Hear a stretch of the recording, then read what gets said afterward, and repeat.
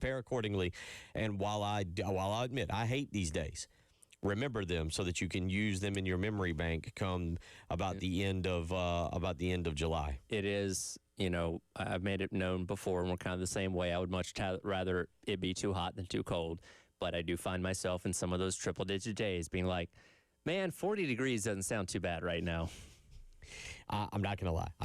I've given up on that. There was a day and age when I was pushing closer to 200 pounds that I felt that way. Nowadays, and really over the last about 10 years, I have never felt that way again. And I've thoroughly loved the 100-degree heat with 100% humidity, gnats everywhere. I can deal with that better than I can deal with today. I think it's in the 50s, by the way. That seems like a common thread for people that have lost a substantial amount of weight is like, the ability to stay warm is a lot harder because I guess you get used to having the extra body fat or whatever that, probably kept you a little bit hotter than most people, even during colder times of year that now you don't have anymore. No, I don't. Of course, like I said, that weight loss occurred roughly 10 years ago, so that was a little bit different. But anyway, we'll get to a lot of sports today. One of the things that we'll thoroughly get into is last night's basketball game against Kentucky. Did it really mean anything? Was there any substance behind it? It was not a good game to watch. Both teams did not. Poor Joey Logano. That was not the way to close out a fun day of meeting Bill Gunner, being interviewed by Tyler Head, meeting Shane Beamer, and then, hey, for all the fun you've had, come watch this game. I did warn him ahead of time when he told me that him and his son were going to go to the game. I'm like, it's going to be a lot of empty seats, man. It's not going to be the most raucous environment. And I told him, like, hey, we're at the point of having a conversation about, the head coach, is he going to stay or be fired or whatever. So hopefully I prepared him well enough for what he experienced. It was a close game through a lot of it. So there's that. Like, if you wanted to see a game where both teams were still in it through most of the way, you got that. Yeah, I'll be interested to hear, if you want to weigh in today, your opinion of how you felt. Did you feel, even though the score was very close and South Carolina tied it at 48, you're 100% right. But did you feel South Carolina was going to pull it out? Or did you just feel that they were hanging around? It felt like every time Carolina either got back within two or were able to tie the game, or brief moments when they took the lead, Kentucky had an immediate answer. There was never a period, and Carolina had a lot of those scoreless droughts themselves last night. There was never a period where Kentucky just kind of like went cold minus the start of the game where Carolina kind of raced out to a lead pretty quickly. Once Kentucky evened it up, once Kentucky took the lead, it was very much back and forth, and there was never a time where I feel like Carolina truly took the game over after that. Now, again, if they went on like a run for 5 minutes where they were holding Kentucky scoreless or something like that, then sure. But that just never really happened, down the stretch in the game to where Carolina really took control back. No, and again, it was a game where South Carolina would get right there, and then usually one of the bugaboos, a turnover, a missed open shot, by the way, not a missed, contested shot, or they would then take a bad shot, and one of those things would kind of occur, and the next thing you know, Kentucky would go on a 5-7-0 run. The final one was, I think, 9-0 to push that thing kind of up to 11. And of course, we go back to Saturday against Mississippi State where Carolina made, half of their three-point field goals and looked like the team that they were advertised to be before the start of the season. And it looked like Kentucky very much went into last night's game saying what happened Saturday was an anomaly. They're not going to be able to do that 2 nights in a row because they were well content to let South Carolina shoot from the outside. And Carolina had a lot of those open looks, like you said, that just weren't hitting. And Kentucky basically said, hey, we're not going to let them get near the rim because we know Carolina's a good 2-point shooting team. We're going to keep them on the outside, force them to shoot threes, and take the chance that they're not going to be able to replicate that same success from the other night. Now, again, they raced out to a quick one. They got 4 of those in the first 5 minutes of the game, and then proceeded to have 4 more for the final 35 minutes, one of those being by Mongolian Mike kind of in garbage time there at the very end. So only 3 more quality threes over the next 38 minutes of that game or whatever. Did you watch? Were you watching the very opening when you mentioned that? Yeah. Did you were like, oh, because my initial reaction, did they come out and they hit the 4 threes, as you said, okay, this is, now I have seen this at times in South Carolina basketball history where it feels like they've removed themselves from tournament conversation, then all of a sudden towards the end of the season, things click. They kind of do it the opposite way. Like if they're in contention at the end of the season, things fall apart. That happened to Frank Martin multiple times. It happened to Dave Odom a lot in the early 2000s. And then it feels like if they're out of contention, all of a sudden something like this happens where they get hot, and you're like, where was this team all year? So when they hit I think it was 4 of their first 5. Yes, is what you said. They hit 4 of their first 5. It was kind of like, yep. All the chips are off the table at this point. There's nothing really left to be playing for except when you get to the SEC tournament. So now, of course, you're going to start hitting. And then, what was it? They went 0 of 11 the rest of the first half. I think they went to the locker room 4 of 16, I believe. And made a couple in the late stages there of the game. But came out and hit, I think, 2 of 3? They came out hot in the start of the second half, hit a couple there. Hit 2 of 3 to get going. They made a few at the very end, but that was it. But again, we know the identity of what this team is supposed to be when it's successful is hitting around that 33-35% range, and they weren't able to do that. Again, asking them to hit 50% or whatever it was the other day against Mississippi State was a tall order, but we didn't. You were hoping it wasn't going to be as much of a fall off as it was last night, because again, Kentucky didn't really seem threatened by it. They're like, we're just not going to allow you to get close to the rim. And when you do, we're just going to smack the ball out of your hands, basically, because we have the size advantage, and that was kind of the story of the game last night. And again, if we're looking for silver linings here, you do got to give them credit for playing hard and not giving up, for whatever that means at this point in time, because there was concerns about that the other week against Florida when you're getting obliterated, that maybe this team's folded the towel and given up on the year. They haven't, and they've played competitive games, and obviously won on Saturday and made it interesting against Kentucky last night. But you just saw a talent discrepancy last night. You just didn't have a team good enough to win that game, even though Kentucky themselves didn't play a great game either. No, Kentucky didn't play well. Their leading scorer, Otega-Oweh. Yeah, he obviously struggled last night. Denzel Aberdeen picked up the slack for him and had a big night. Credit South Carolina with the defensive game plan to stop Oweh. 37 minutes, just 8 points for him, 3 of 13. They gave a stat at the very end of the game, and I didn't quite catch it on Oweh's scoring numbers, comparing it to Malik Monk previously, but just single digits for him last night. But yeah, Denzel Aberdeen, the Florida transfer, 16 points last night. I'm sorry, 19 points, 6 of 12 shooting, 4 of 6 from three-point range. He's the one that kind of got things done and was able to defeat South Carolina. That was the first game this year that Oweh's been in single digits. And I think there's only been 2 other games in his Kentucky career where he didn't score in double figures, so that was significant. You did take him away last night, but again, like you said, other guys kind of picked up that slack around him. And in the rebounding, we'll get into more of that. That's the statistic that instantly jumps out at you. So we'll get more into that in terms of the basketball game last night, and then also, quite frankly, need to maybe discuss a little bit. I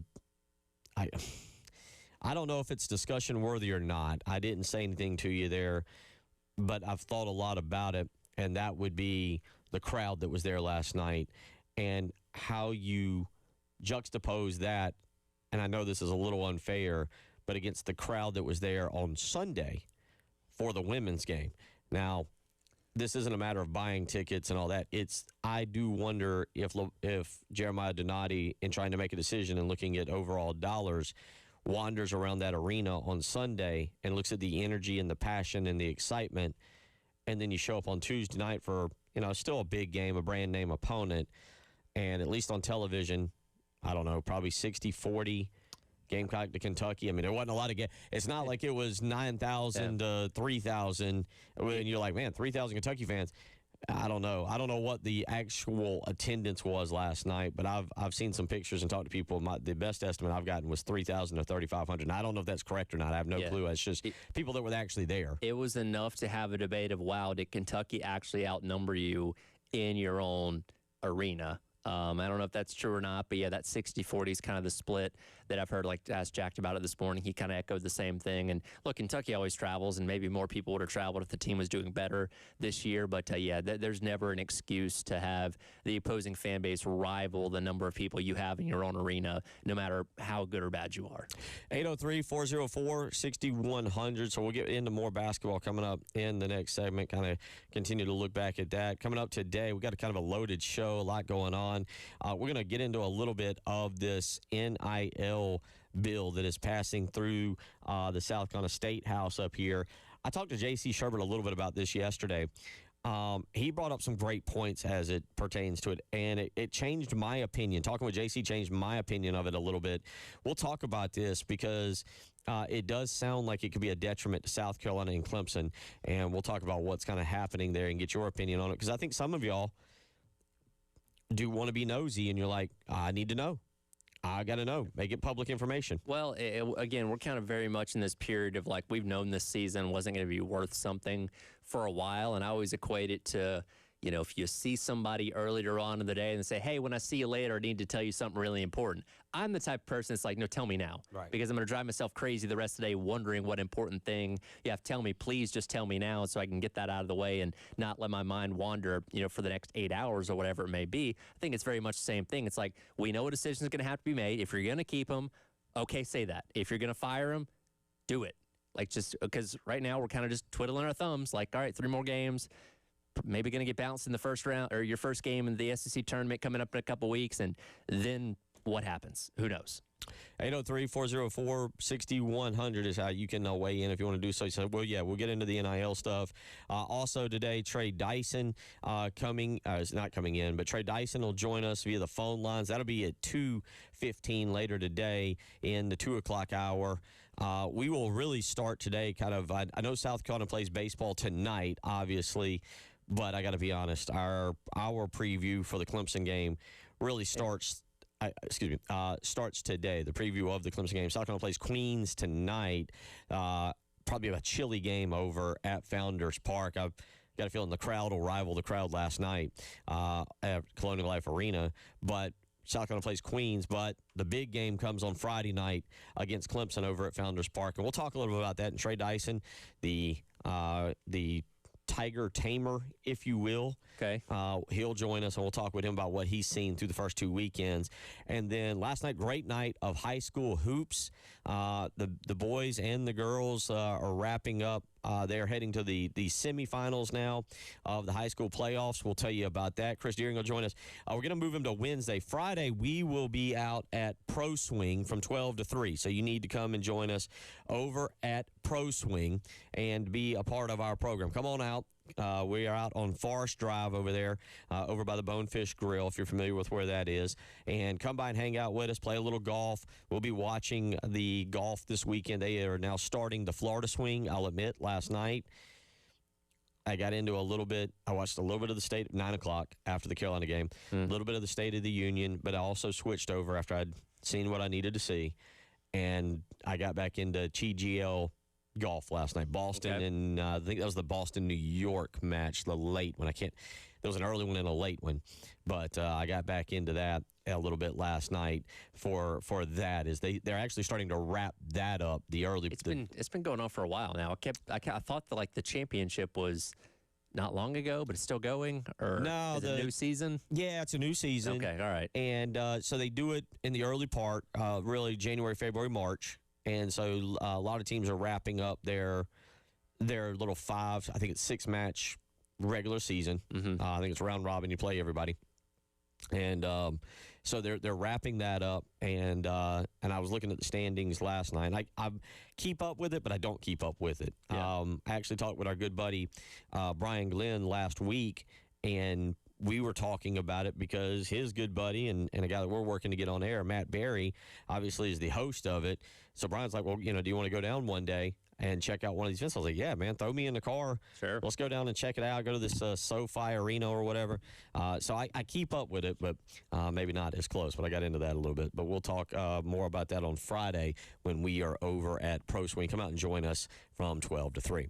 803-404-6100. We'll get back into the basketball stuff when we come back. You're listening to the Halftime Show.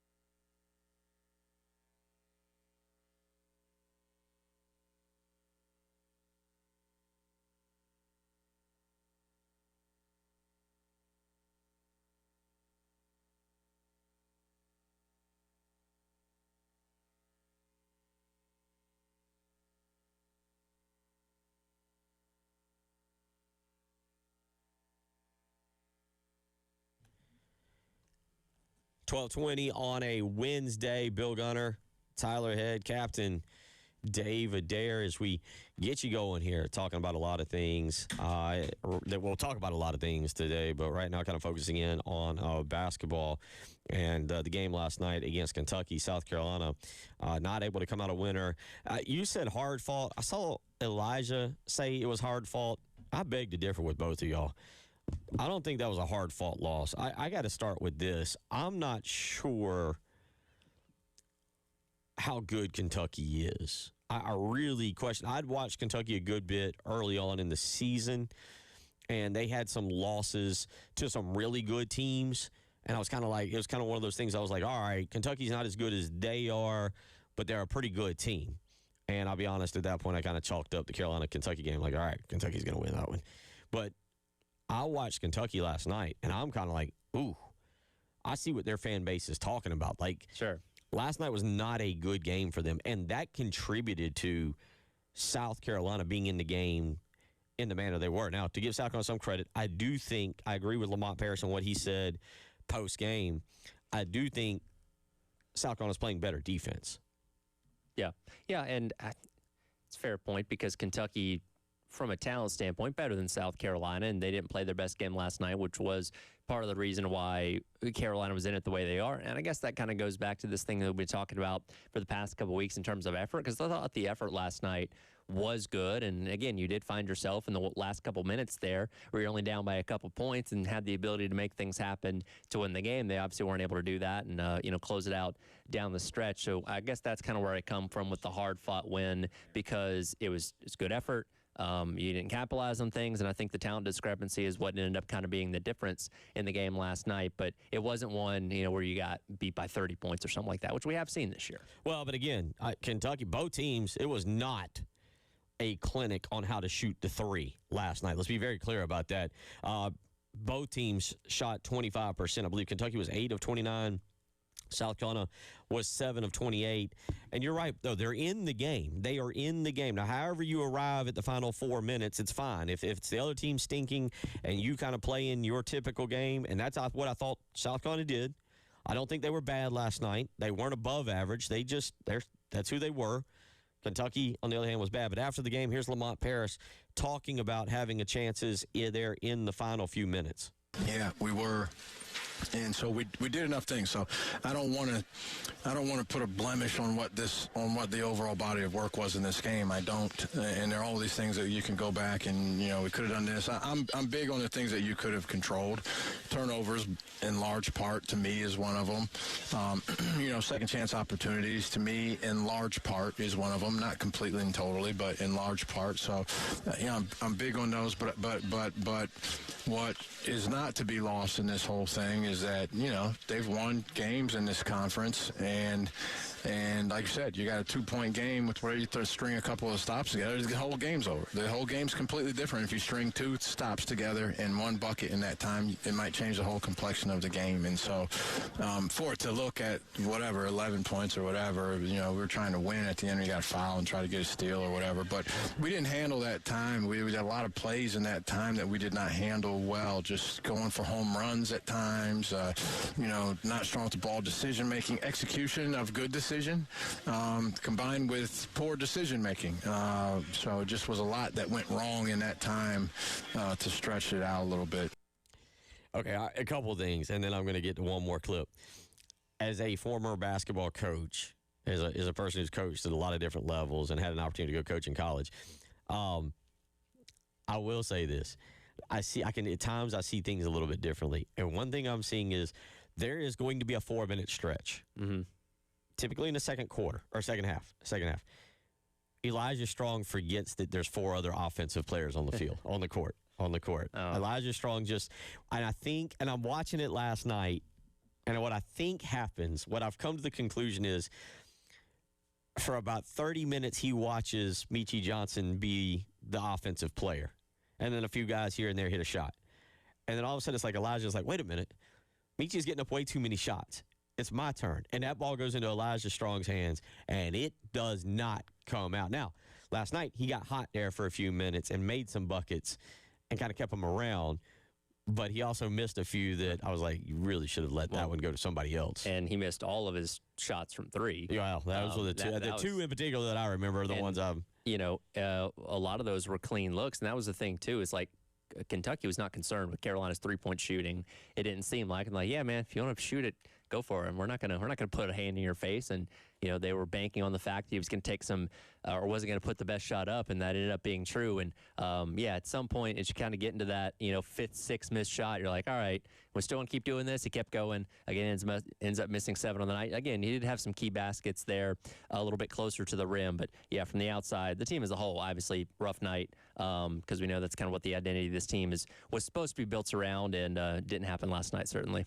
803-404-6100. After the game, again, Lamont Paris talked about got to put everything together. It'll be clip number 18, Captain Dave. I apologize. Clip number 18. This is Lamont Paris post game, and he's right. There have been times this year where South Carolina's kind of been there in the final 8 to 10 minutes. I go back to early in the season.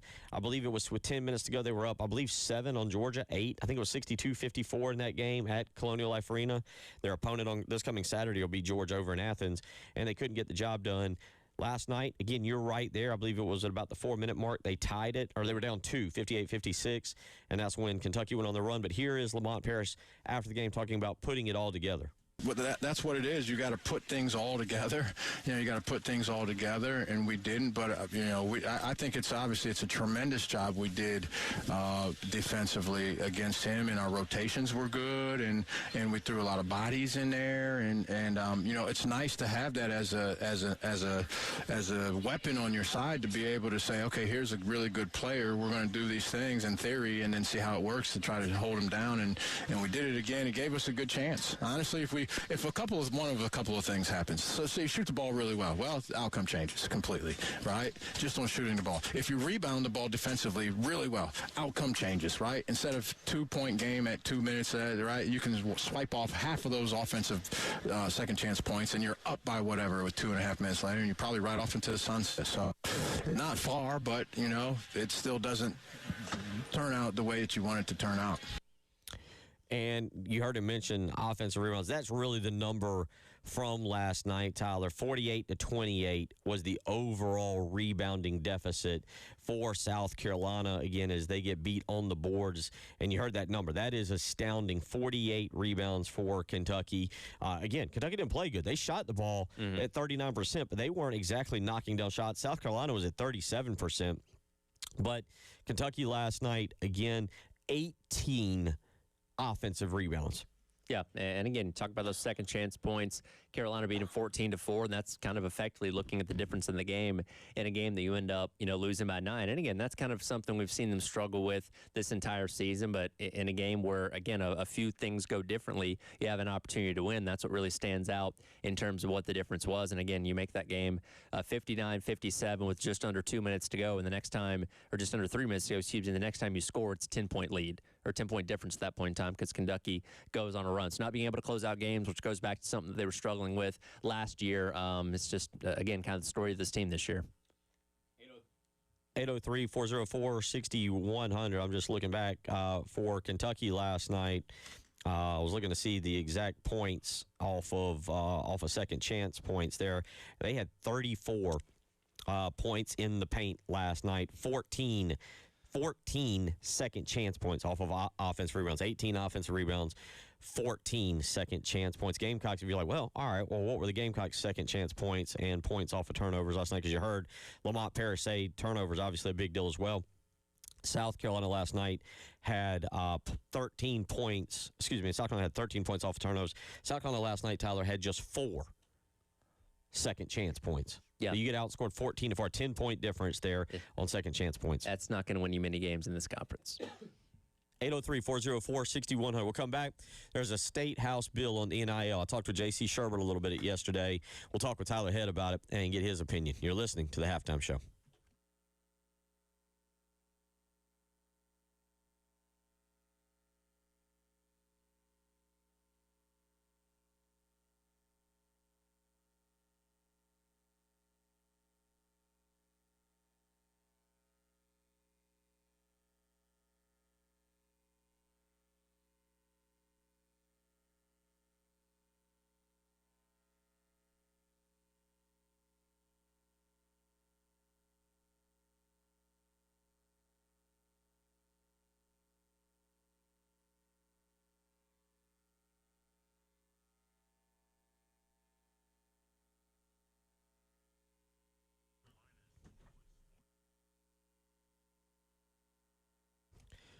Bill Gunner for Mid-State Roofing, where for over 30 years, Mid-State Roofing has been the proven leader in the roofing and waterproofing industry. Trust me, having worked with them, I know for a fact they do an incredible job. And it's that history, my experience, that is your assurance that their professionals will provide proper advice, service, and results to the needs of your facility. And they're going to do it in a manner both safe and pleasing to you and your operation. So give them a phone call today and speak with them about a maintenance contract. 803-356-1919. They're there for you 24 hours a day, 7 days a week. So if you have a leak at midnight, at 1 a.m., at 2 a.m., well, guess what?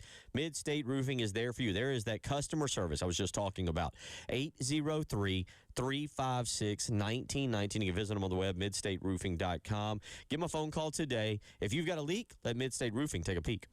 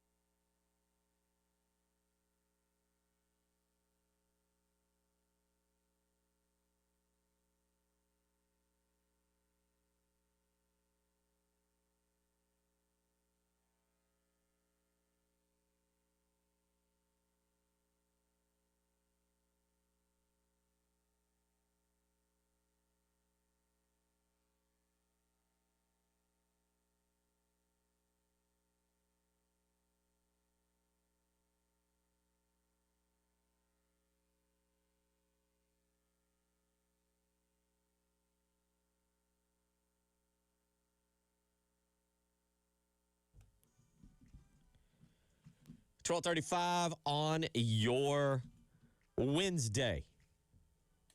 Some, me included, would refer to it as Weekend's Eve, especially given that tomorrow I have the day off. Now, unfortunately, I have tomorrow off because I have a doctor's appointment. It's not like an actual, like, oh, boy, I get to enjoy a day off. I'm going to go be poked and prodded and told about my latest health update and where I'm at, which, by the way, for those of you, I talk about it some. I'll put it more on Twitter. I put it more on Twitter and Facebook than I do here, but everything's going relatively well. I am on the kidney list. I'll be actually officially, what do I want to say? They're taking me to what's called committee tomorrow in Charleston to be on the MUSC kidney list. I am on the kidney list in Greenville at Prisma Greenville, and kind of awaiting that phone call. So I'll be honest, if you're listening one day and I'm here in one segment and then completely gone the next, I might have gotten the phone call during the thing, just like, I gotta go, gotta get out of here. That's how those things go, and there's a time frame on all that. So when they say we got you a kidney, you need to get on that. But good to hear that everything's in seemingly good standing right now. Yeah. But tomorrow will be a follow up with a lot of that, and again, so but everything is going as well as possible given my circumstances, and we'll continue to trudge on. And I guess at some point I may have an outward discussion with you one day about a living donor program and seeing if anybody might at least be interested in donating a kidney that would speed up this time frame, because I'd love to be back in time for college football season if indeed I can get healthy by then, or you'd be relatively healthy by then. But needless to say, I'll be back on Friday, and again, we'll be at Pro Swing tomorrow. Scott Hamilton is going to fill in for us. Scott Hamilton's going to be hanging out. I'll still pop in and do our segment with Doug, so we'll keep the Survivor picks going. You'll give me your pick before you get out of here today. As you and him are tied 5-5 atop the standings. You won week 1, he won week 2, and I came in last both times, so I'm trudging behind you guys with only 2 points so far. Get it together, buddy. Get it together. I have a plan. We'll get to the NIL stuff here in just a second. You had the chance yesterday to interview Joey Logano. I know we're going to have a lot of that. If we haven't already put it up, we're going to have a lot of that on the YouTube channel. It was filmed out here in our studio. That's really cool.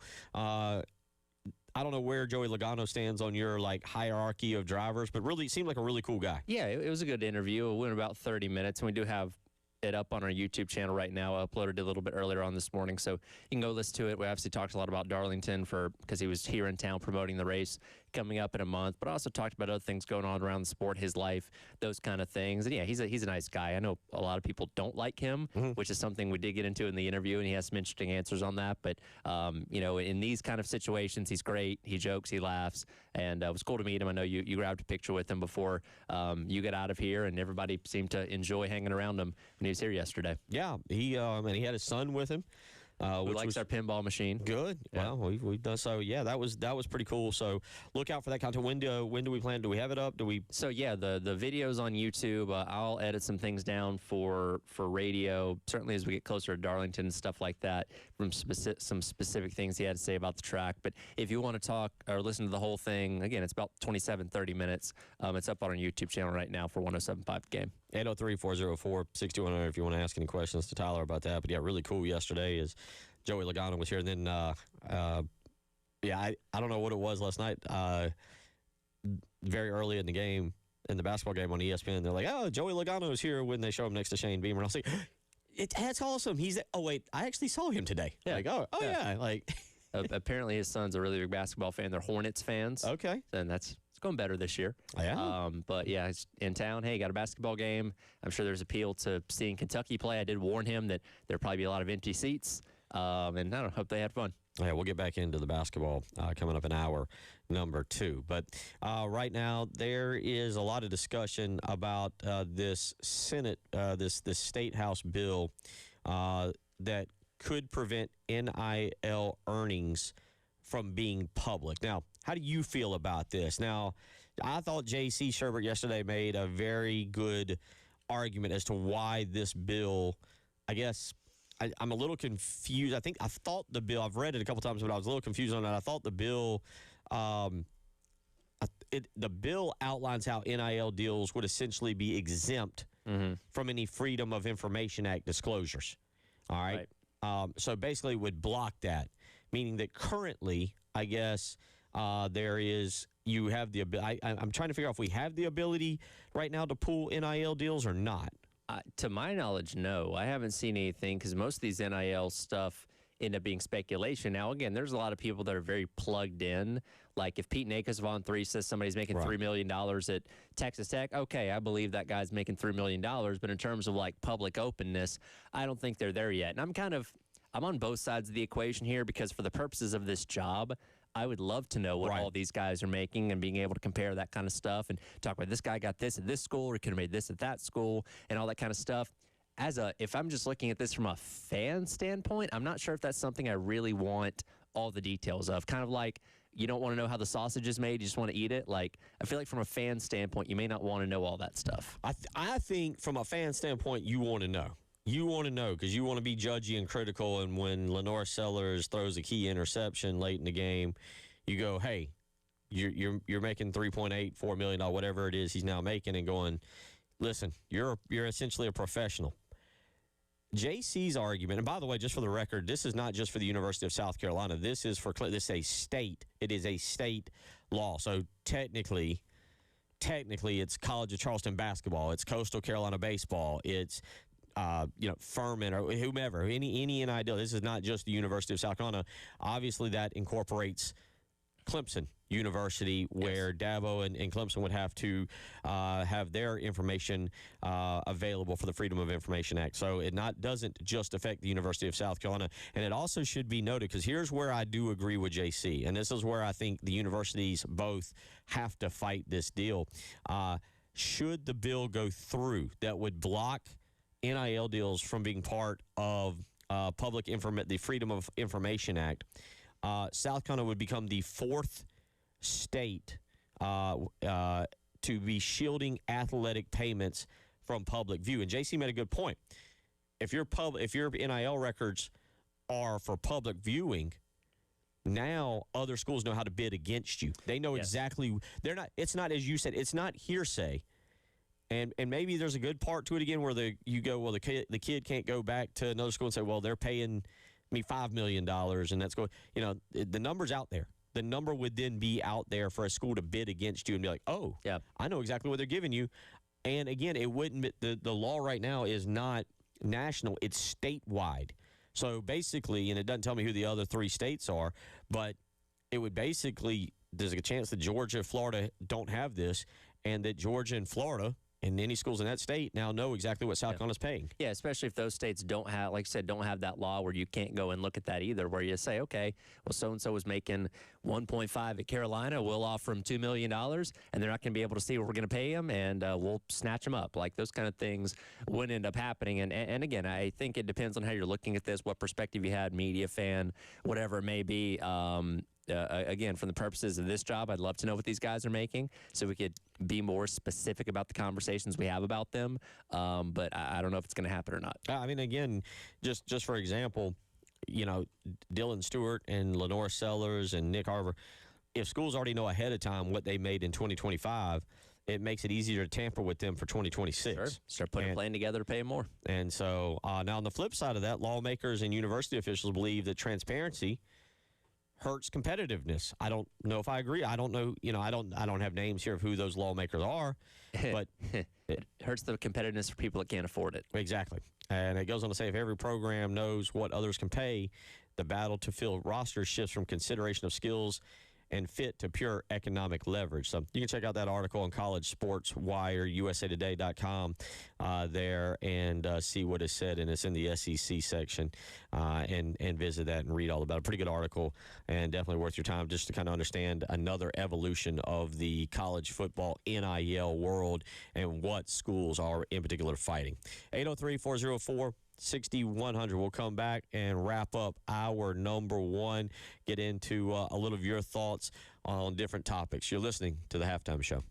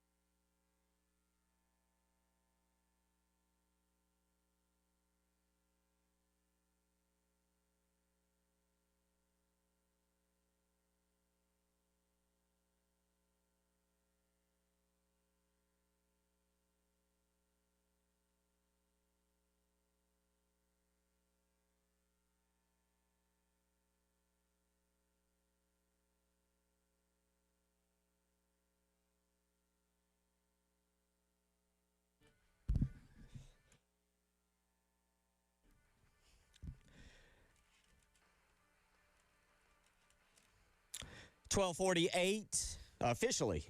Right on the dot here as we are rolling through your Wednesday afternoon. We got our TVs on in here, and up here on top of us, there's 3 minutes to go in the game last night. Kentucky's up 59-54 as South Carolina hanging around. You ever watch a replay of a game hoping the outcome changes? Yes. Like, well, now that we know what's going to happen, maybe they'll do something different this time. Yes. Actually, so that's where it just made it a 2-point just game made it under 3. 2:47 to go. Yep. So, all right, even less time than I initially remembered last night watching the game. I never felt like South Carolina was going to win that. I'm negative. I've seen too much. I don't know. And I just never watched this game last night. And even when they tied it at 48, Kentucky went a small run. Whatever Lamont Paris is talking about, Tyler, you get to a point with a team, and I'll be honest, this is starting to get this way with the entire men's program where you're like, they're going to blow it. Yeah. You have that natural inclination of well, it's going good. How's it going to fall apart?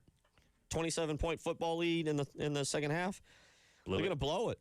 Baseball up. I mean, God, what were they up against A&M last year? 12-2. And if baseball gets a 6-run lead on Clemson Friday night, and you're in the 7th inning, people terrified. are like, "Oh man, how are they going to blow this?" I'm grabbing another blanket and putting it over myself. Yeah, I get it, folks. I get it, fan. The confidence for I think most people is shattered, and it truly is why. It truly is why we say it's the year of Jeremiah Donati because, don't get me wrong. I'm not trying to put down women's basketball and what Dawn Staley's done. And I saw her there last night. She's cheering, and she's a part of the university, and she's incredible. And I saw somebody on Twitter put a video up of Dawn at halftime, just standing there, taking pictures, signing autographs, being an ambassador. But I know people want men's sports we'll start with being competitive. Yeah, that's step one. And they're not doing that. And so, all right, now football, I don't share the same sentiment on football that a lot of y'all do. I think it's a huge year, but I also don't find the previous 5 years. I don't see it the same way a lot of people do. Baseball, Paul Maneri took over a team that went to the NCAA tournament. Lamont Paris is going to have barring a crazy finish where they run the rest of the regular season out and win, I believe, if I'm doing my math correct on this, they got to win 3 games in the SEC tournament to finish with a winning record.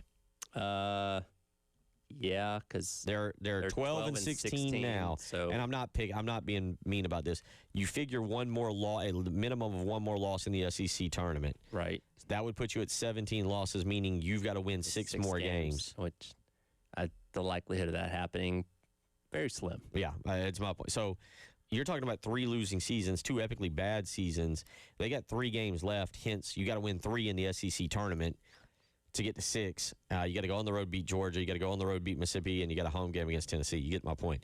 So you just want anything positive to happen for men's sports going forward. And we're going to talk about it in the next hour. But obviously that Clemson game, this Clemson series this weekend, you think it helps tremendously with the image of the year? I think it just helps with fan confidence. I think it can calm some nerves, if that's the best way to look at it, because winning the series against Clemson doesn't guarantee, hey, you're going to be a regional team, you're going to host to make the tournament and all this kind of stuff, but it allows you to feel better going into conference play because, and it wasn't helped by the comments that Maneri made before the Clemson game about kind of not understanding the hype around it and all that kind of stuff. You go out there and get swept. That killed this fan base's confidence in conference play. It's well, if you can't take any from Clemson, how are you going to do against teams in the SEC week in and week out? And as it turned out, very poorly. So I feel like this is kind of the litmus for a lot of people of, okay, how competitive can this team be? Because Clemson's ranked. They're not the best team you're going to play, but they're one of the better teams that you're going to play based on what we've seen out of them so far. And if you can go out there and find a way to take 2 out of 3 and be competitive the entire weekend, you'll feel good coming away from it. If Clemson goes out there and handles you pretty routinely in all 3 games, there's not going to be a lot of optimism of what's going to happen in the 30 games in SEC play. And the other part of that, again, we'll get more into this in the next hour. The other part of that is if you come out and you lose 3 one-run games, there's going to be more people going yeah, they can't get the job done. And that might even be more scary. Because I think I think if you get blown out all 3 games, people accept your fate, and it gives you time to emotionally get over it. Right. Does that make sense? It's like okay, well, this team's just not good. Right. Whatever. Like, good. I'm glad we got year. that out of the way. Yeah, we'll hire somebody else. Talk to me in 2027. Right. And so then, but if you go out and, last year, what was it? I can't remember the exact how it all went down last year in game 1. But South Carolina, I think, was leading or was right there at about the 7th or 8th and ended up blowing it. And then I think at Fluor Field, if I remember correctly, they were right there in the 7th or 8th. And again, the game got away from them. And then if I remember correctly, I'm kind of drawing a blank, but I think the game last year here on Founders on Sunday wasn't close in the latter innings. And by that, I mean, it wasn't, I think, within 2 runs. So we'll see. But again, last night, maybe it was my paranoia now as a fan watching this game. By the way, we look up. So what did we say, 257? 257, it was a 2-point game, 59-57. Yep. 257, a minute and a half later, it's a 9-point game. 1:10 to go, 66-57. And that's kind of where I went, okay, there's the team that I have been watching. The game was effectively over, and there's a couple points they scored there in the last 30 or so seconds. Garbage time points, not really worth anything there. But, yeah, you had your opportunity. You were in the game, 2-point game, and you let Kentucky go on a run, and that was kind of it.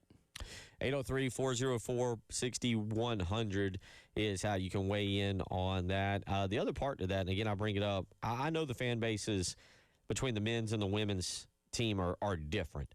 And I do believe when I hear other people say, hey, whether it's Lamont Paris or whether it's another coach, if South Carolina men's basketball wins, you will attract, it might take a little while, but you will get a fan base there. That's the other part of last night. There wasn't a fan base there. There were people there, and kudos if you went and not wearing blue. But it was a game last night where I will wonder, Jeremiah Donati, score excluded, looks around and goes, we got to do something about the energy of this program. We'll see. Come back. All right, I think we have it official now that there will be no spring game. All right, it's not official, but we'll explain why it seems pretty certain now.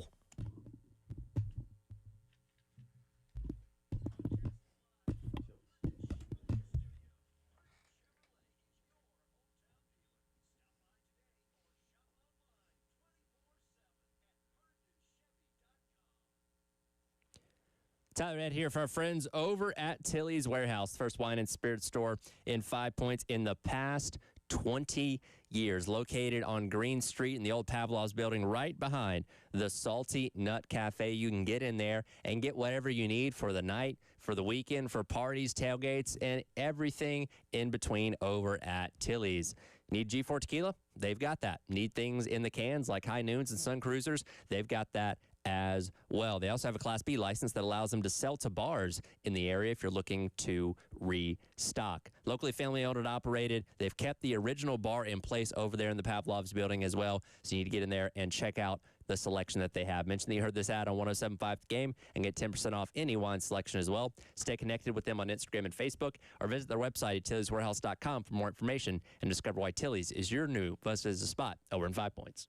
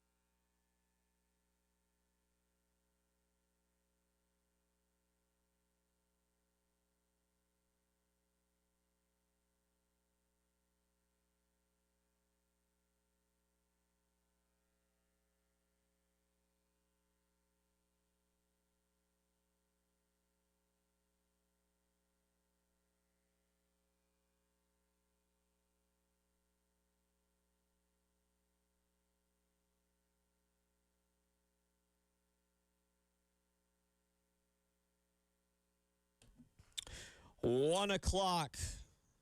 1 o'clock on your Wednesday afternoon. Tyler Head, Captain Dave Adair, Bill Gunner here as we are rolling along. Coming up in the next segment, Chris Deering will join us. Lot to get to in the high school ranks, so we'll make this kind of a shorter segment. Coming up at 2:30 today, Trey Dyson joins us, and we'll talk some more South Carolina baseball. We'll get into that more, too, later on this hour and go back. I think the first question, as it pertains to this series, does Paul Maneri, I'm being serious about this, does Paul Maneri understand the importance of this series now? I hope so. And I did pull the quote if we want to play that in a little bit. Yeah, we will. I listened to what he said last year ahead of the series, and then I went back and listened to what he said at the end of the series when they got swept last year. I think somebody got in his ear over the course of the week and was like, hey, man, that ain't sitting well with this fan base. Let's educate you a little bit. So hopefully he's taking a different approach this time around. Again, after the game tonight against Queens, which hopefully Carolina wins, that question's probably going to come up again of, hey, next up's Clemson. What do you think about it? And hopefully he gives a better answer. Yeah, he doesn't. We're going to talk about it. We'll get into it here in just a little while. I won't go down to my path just yet. But nonetheless, we'll talk about that this hour and where things stand. Also, we've talked about men's basketball last night. They fall to Kentucky at home in a game that, I'm not trying to pick on anybody. It was just kind of an ugly game. It was, quite frankly, an ugly game. Neither team shot the ball particularly well, especially from three-point range, where both teams were 25%. Yeah. Well, it wasn't a game by any means that was perfect on either side. Again, the Kentucky fan base, I was like perusing KSR, especially when that team's struggling, to see how fans feel about it. That wasn't a cure-all for them because they're still alive in terms of making the tournament and all that kind of stuff, but nobody believes this team's going to go on some deep run in the tournament right now. And, playing a tight game against an inferior team like South Carolina just kind of further amplifies the frustration that fan base has with Mark Pope as of right now. Because, again, that's a talented roster. They paid a lot of money for it, and those are games they shouldn't have any trouble winning, and they shouldn't look as sloppy as they did last night. Yeah, it was 28-21 at halftime, and both teams offensively were able to turn it around, at least in the second half. 44 points for Kentucky, 42 for South Carolina. But, yeah, it was a – I'll say this. If you didn't have a rooting interest in it, if you were just looking for basketball to watch on a Tuesday night, I don't think you were picking that game. And I'm not saying that to be funny. I'm saying that as a person who loves basketball, who has two TVs pretty much everywhere in the house, and in places I have three TVs where I can look without having to move. There are nights, Tuesdays, Wednesdays, Mondays, where I'll have two games going at one time and kind of watch, looking back and forth, and enjoy college basketball. And when South Carolina's not playing, I'll usually watch another game. And last night was, if I was a non-fan of either team, I would have watched 2 minutes ago. I'll give you an example. A couple weeks ago, because I feel like both teams should be better, Wake Forest was playing Georgia Tech in Atlanta.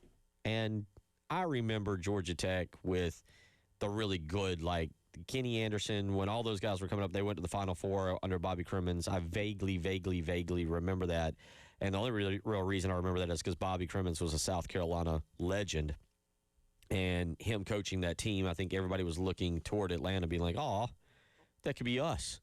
We should have hired, hindsight's, 2020, but everybody's looking back at 1980 going, oh, we should have hired Bobby Crimmins from App State and not, Bill Foster from Duke. I don't know if you know that whole story, but truth be told, Bobby would go on to Atlanta and Georgia Tech, and we all know what he did. And then I also remember Georgia Tech with Stephon Marbury. And that was kind of, I would say that was one of the first guys I was like, wow, Marbury. This guy's going to be a stud. So I remember Georgia Tech in its heyday. Tyler, I also remember, and this is probably a little before your time, Randolph Childress and Rodney Rogers and Tim Duncan. And I remember Dave Odom kind of in his prime. I remember Wake Forest being a stud basketball program. I remember Chris Paul coming through there, Jeff Teague coming through there. I remember Wake Forest being a basketball power. I think they got up to number one. I remember a game against Clemson that was like a true rock fight in the late 90s. I was still in high school, and that's when Rick Barnes was at Clemson. And we went to the game. I went up with a buddy of mine who's a Clemson fan, and it was I think it was 53-49 or 55. It was a not attractive game to watch. Mm-hmm. But I remember it was number 2 versus number 4. So the other night, Wake Forest and Georgia Tech's coming on, and I don't know if you do this with anything. And I'm like, well, these two teams should be better. Let me watch and see what's going on here. And you're watching the game, and you're like, this is just bad. This is just bad basketball. Like, wow. It's ugly, and that's kind of exactly what happened last night over at Colonial Life Arena. Again, I think, and maybe this goes back to why I think there was more buzz around this game last night. Kentucky just garners more attention, right? If Carolina was playing Missouri yesterday or something along those lines. And we're not talking about or thinking about this game in the same way, but Kentucky being, the brand they are, Big Blue Nation and all that kind of stuff, there was more energy for the game. And even winning last night wouldn't have changed the fortunes for what this season is, but would have been cool to say, hey, look, Lamont Paris is 3-1 against Kentucky now or whatever, it may be. And again, it didn't go the way you wanted it to last night. Again, you played ugly. What you did on Saturday didn't necessarily carry over, and Kentucky, despite not playing the best themselves, made plays when they needed to down the stretch. So we'll talk more about that. Again, South Carolina Falls 72-63. The numbers are not pretty. They're now 12-16 on the season, 3-12 in SEC play. And yeah, I mean, you got to look at it this way too. That is now 5-29 in SEC contest over the last 2 years. 2-16 last year, plus a loss in the SEC tournament to be 2-17. 3-12 now, 5-29 overall in your last 34 conference games. And again, I don't have any insight on this. I think if I had to guess right now, Paris is coming back. But man, that is a hard sell to the fan base for Jeremiah Donati on bringing him back, given what those struggles have been in the last couple of years. And hopefully you can put more resources into it and have more money to spend and all that if he does come back. But yeah, those optics are bad. The other part of that, you take out the successful year, the NCAA tournament. South Carolina was 4-14 in Lamont Paris's first year, and you can say, well, that's a throwaway year. That's not whatever. I don't care. Frame it however you want.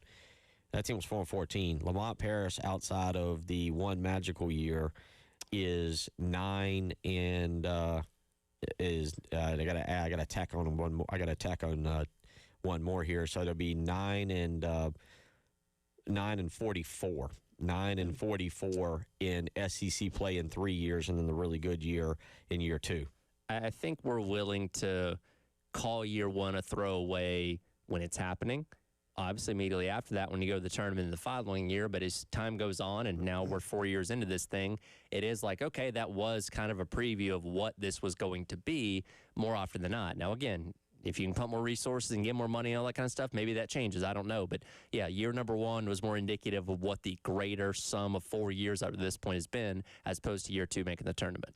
803-404-6100, how you can weigh in. I will get back to the spring game stuff. I do want to get to that. Did want to wrap up some basketball talk. South Carolina has put out an announcement for April 11th, which is the day we thought there would be a spring game. I will tell you what that is. It is the Garnet and Black. I got it on my phone because that's where the email came to. The Garnet and Black Spring Fest.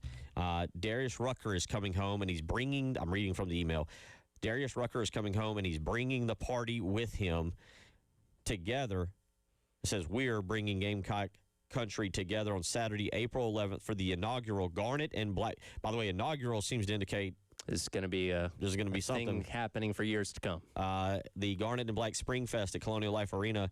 The event features a live concert headlined by Darius Rucker and Lauren Elena, plus a free pre-concert block party in Foundation Square at the corner of Green and Lincoln Street. For more details, you can go to Gamecocks Online. They have access. They'll have access for concert tickets beginning Friday. You can go and check out where you fit in on that. Here's the important point. All fans are invited to the free Garnet Back Spring Fest block party starting at 1, featuring meet and greet with Gamecock student athletes, food, drinks, inflatables, live music, and more. This is basically what I'm assuming is taking the place. Instead of a game, we're going to have a block party. You can come take a picture with Lenora Sellers, get an autograph from Dylan Stewart or whatever. So you got the fan interaction. I don't know, maybe there'll be some small events they'll be doing out there, something along those lines. But this very much sounds like what's going to be happening instead of a spring game. Yeah, I mean, I believe they wrap up. I can't remember. I said this out loud on the show a few weeks ago, and now I can't go back and find the schedule, but I believe they're wrapping up spring practice. The 15th practice would have been April 11th. By the way, they do have a practice that day. They do actually have a practice. That's what we kind of wondered. final practice. That would be right? that is scheduled on the schedule that we received. That would be practice number 15. So it sounds like maybe they practice in the morning and then head over for this. There's no times specifically listed that I have seen on this just yet, so more details are to come. But we'll tell you more about this. We'll talk more about it coming up in hour number 3. But, yeah, earlier today, it is the Garnet and Black Spring Fest with Darius Rucker and Lauren Elena putting on a concert at Colonial Life Arena. I'm guessing that afternoon, that night, something like that. Again, times. Probably at night. If they're going to have a block party at 1, 6, 7 o'clock, something along those lines, you would think. That is, by the way, for those wondering off the top of my head, I believe that is Masters weekend. Am I right on that? I don't have it. I haven't plugged the Masters into my phone. You're probably not too far off. Based on the weekends and how things fall, I'm fairly certain. Easter weekend, for those wondering, is April 5th, and Masters weekend, I believe, is the following weekend. That is correct. Masters weekend. So that'll be the Saturday Masters. I'm sure you can go and catch some game or catch some of the tournament down there and hang around, which should be a neat little day. 803-404-6100. We'll talk more about that. But coming up next, Chris Deering joins us. We get into some high school highlights of the week. You're listening to the Halftime Show.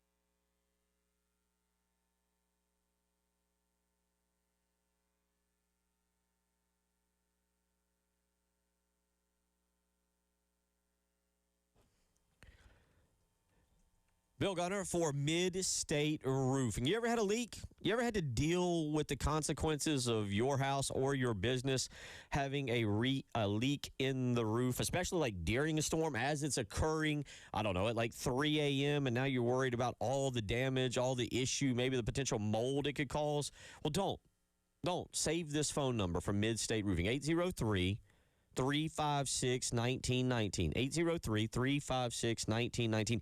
Even if you've never had a leak in your life, if your roof has held up so far, you always want to be prepared. Be a good Boy Scout. Be prepared. So go ahead and call Mid-State Roofing today and line up a maintenance contract. They've been taking care of us, families like yours and mine, businesses throughout the state of South Carolina for over 30 years. That's why they are the leader in the industry. So give them a phone call today and line up that maintenance contract. 803-356-1919. Tell them Bill Gunner sent you.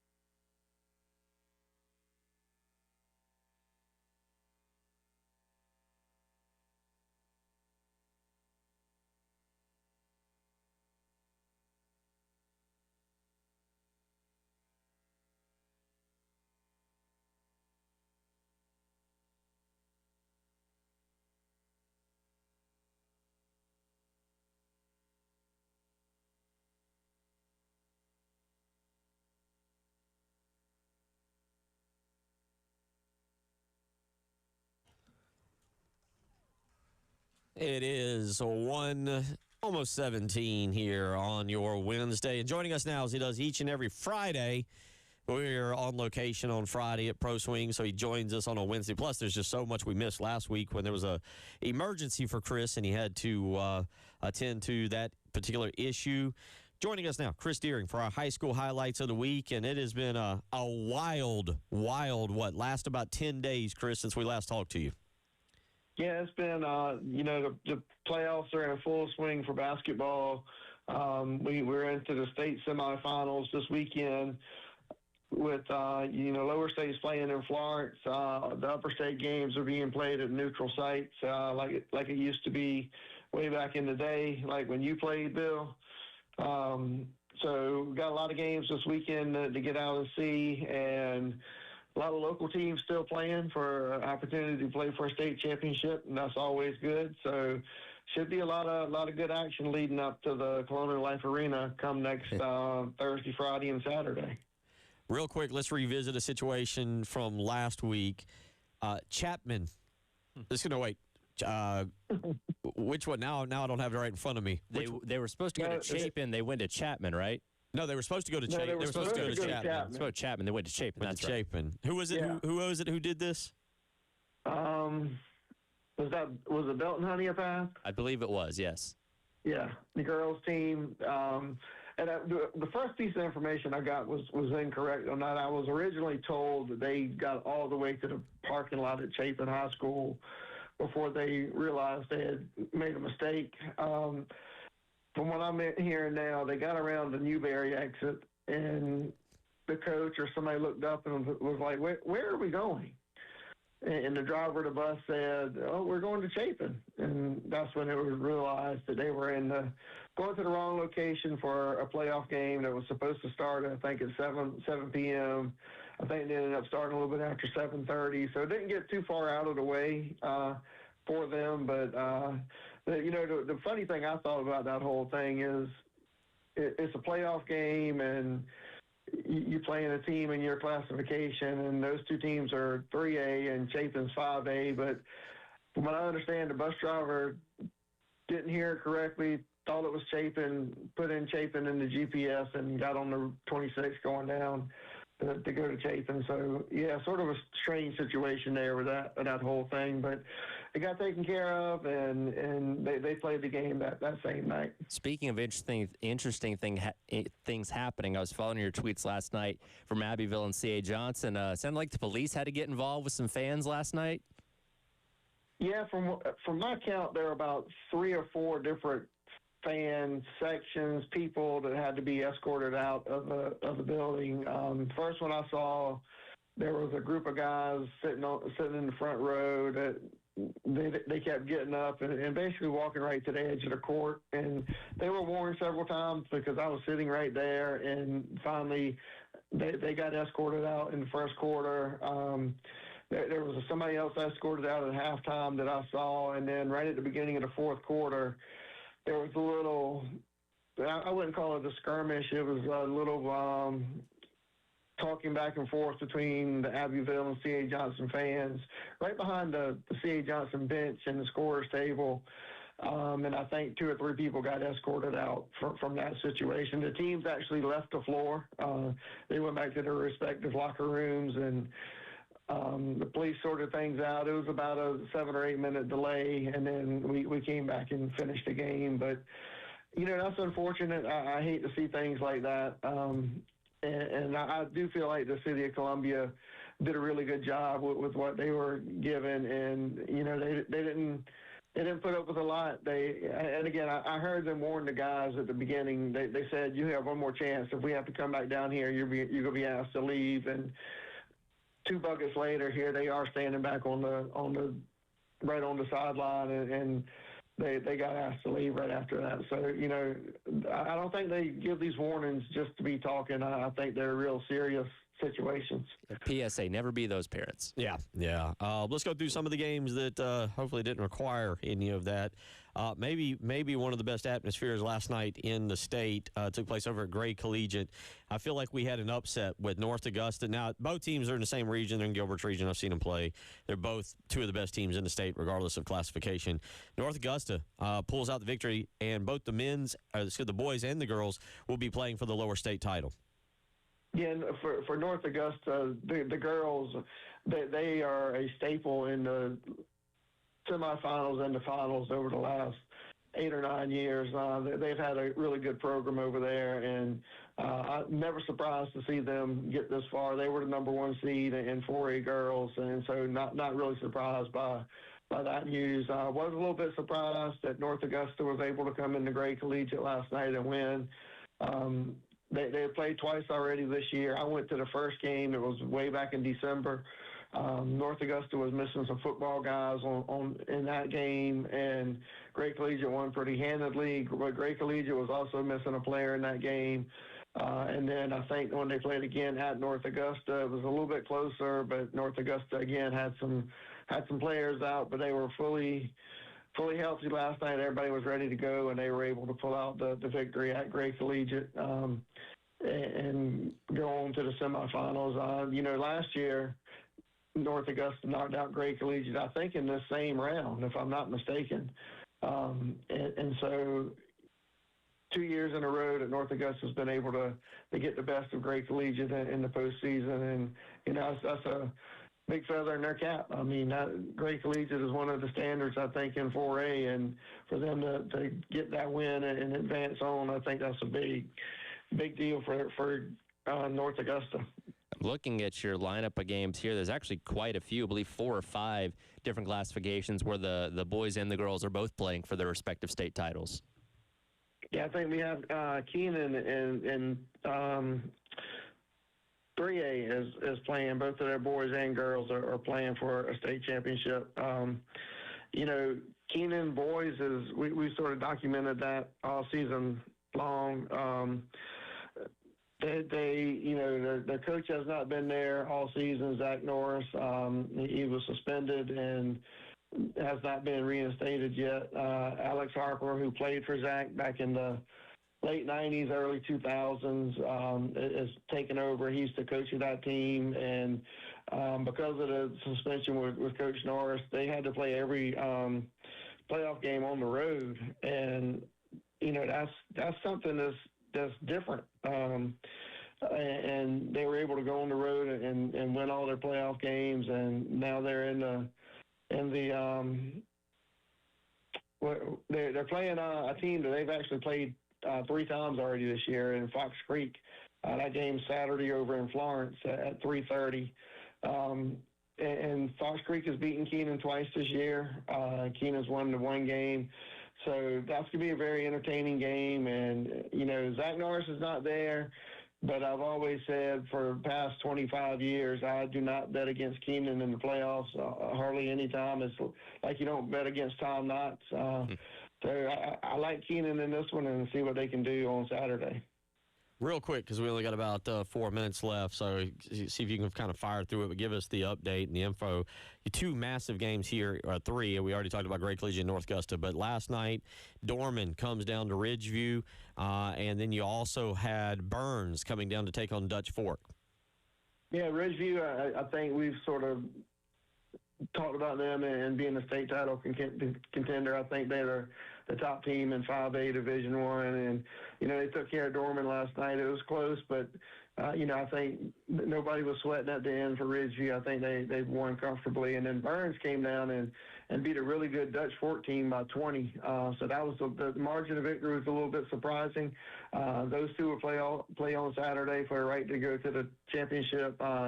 Have not seen a site yet for that one, but that will be at a neutral site as well. So see where they get to play. But that's gonna be highly entertaining. I think Ridgeview's got the advantage in the front court, and the back courts are probably pretty even.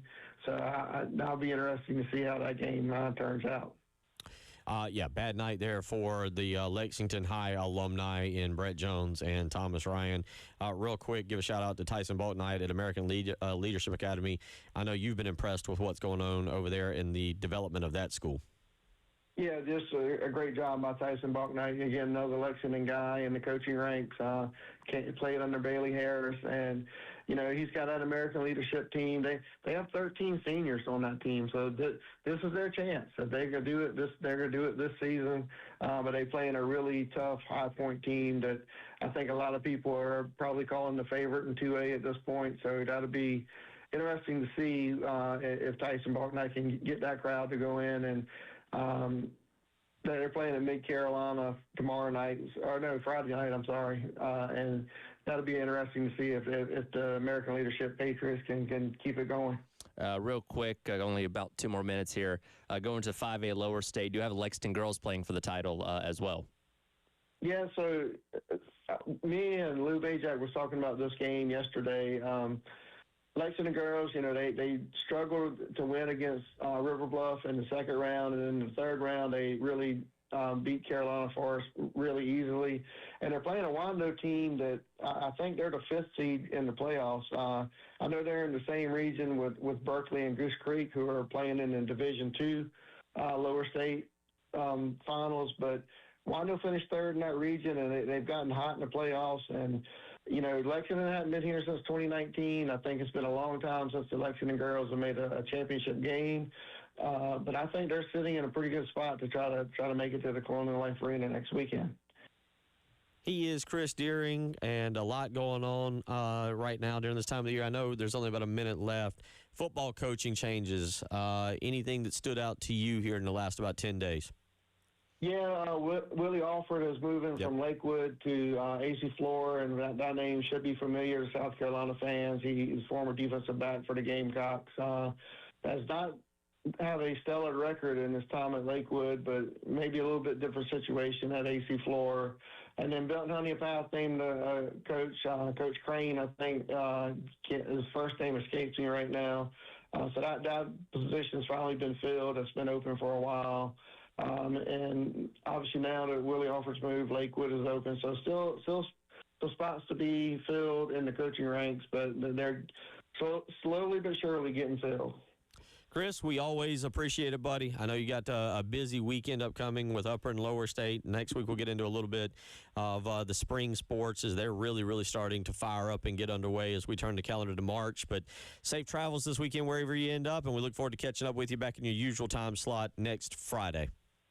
I appreciate it, guys. You have a great day. You too. Chris. Take care. Chris Deering for our high school highlights of the week. Make sure you follow him on Twitter at cdeering82 is the way to do that. We'll come back, get back into South Carolina. They have officially announced an event for April the 11th, the day the spring game was supposed to be scheduled. We'll talk about that. And also, I just saw this come across my timeline.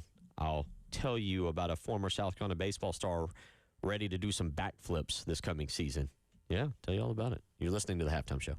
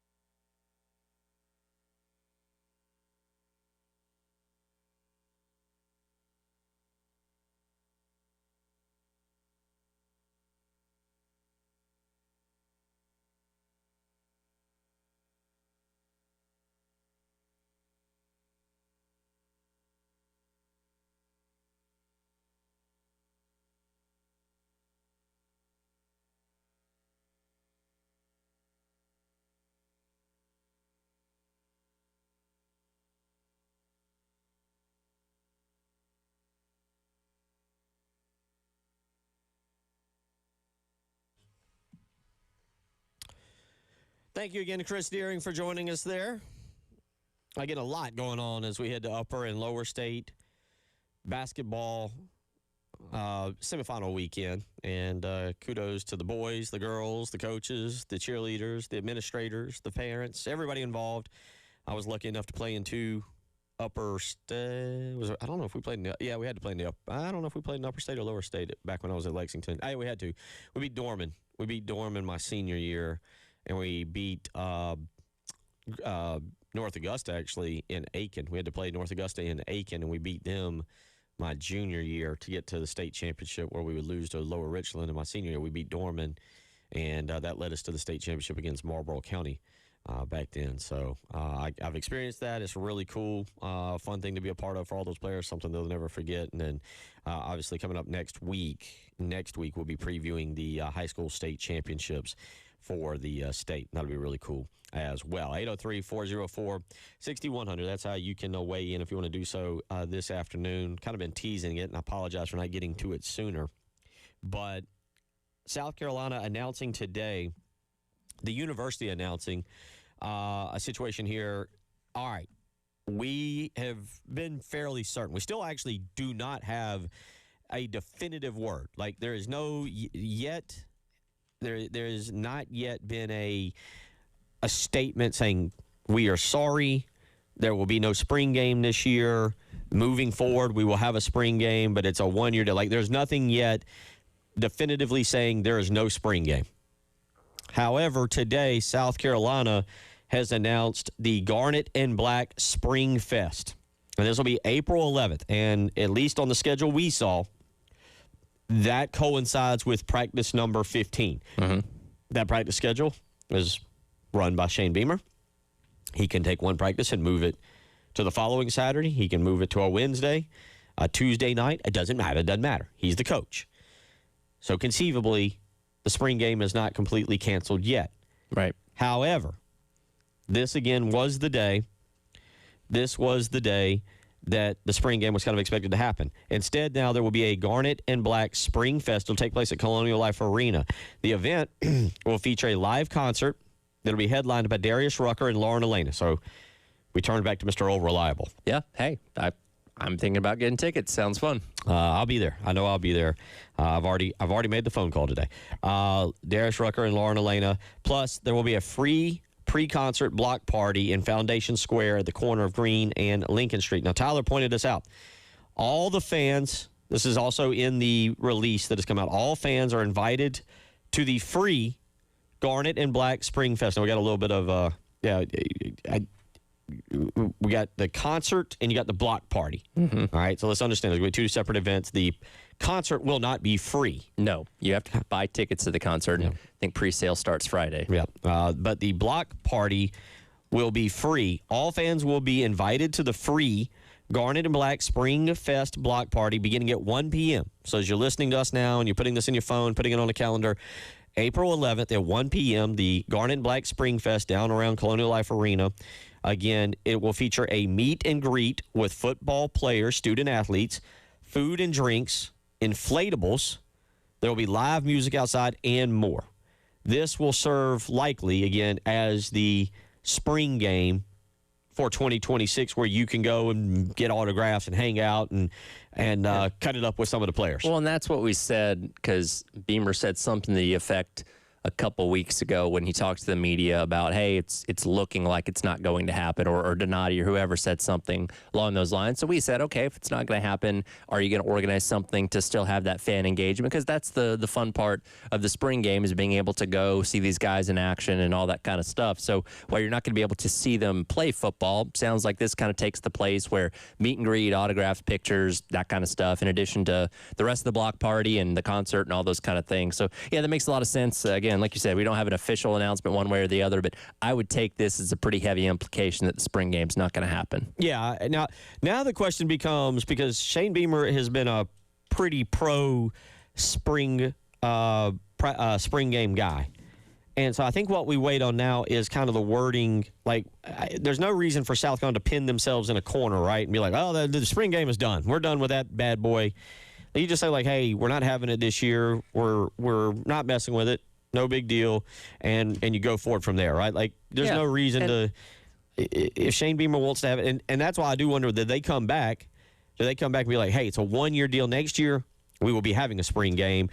Get through this year because of stadium renovations. Yeah, you have a legitimate excuse to not have one this year. And again, the trend a season ago or a year ago was canceling spring games, all spurred by Matt Rule and his fear that players would get poached after putting out spring game tape because you had an extra portal window after that. Now, here's the thing. We've seen the windows for these portals change a lot. So in 2027, you could have an extra portal window in spring that reopens that conversation. But if things stay the same, where you have the one lone window in the month of January, stadium's all good and ready to go, then that should open you up to bring that game back. And I think Beamer, assuming he's still the head coach here at that point in time, would probably be open to doing that. So, yeah, I don't think you say definitively, yeah, we're definitely not going to do this ever again. This year has a legitimate excuse for why not, and you leave things open to allowing it to come back next year. 803-404-6100. So are you pro this Spring Fest, which you're reading about? I think a lot of you are going to have to experience it for first.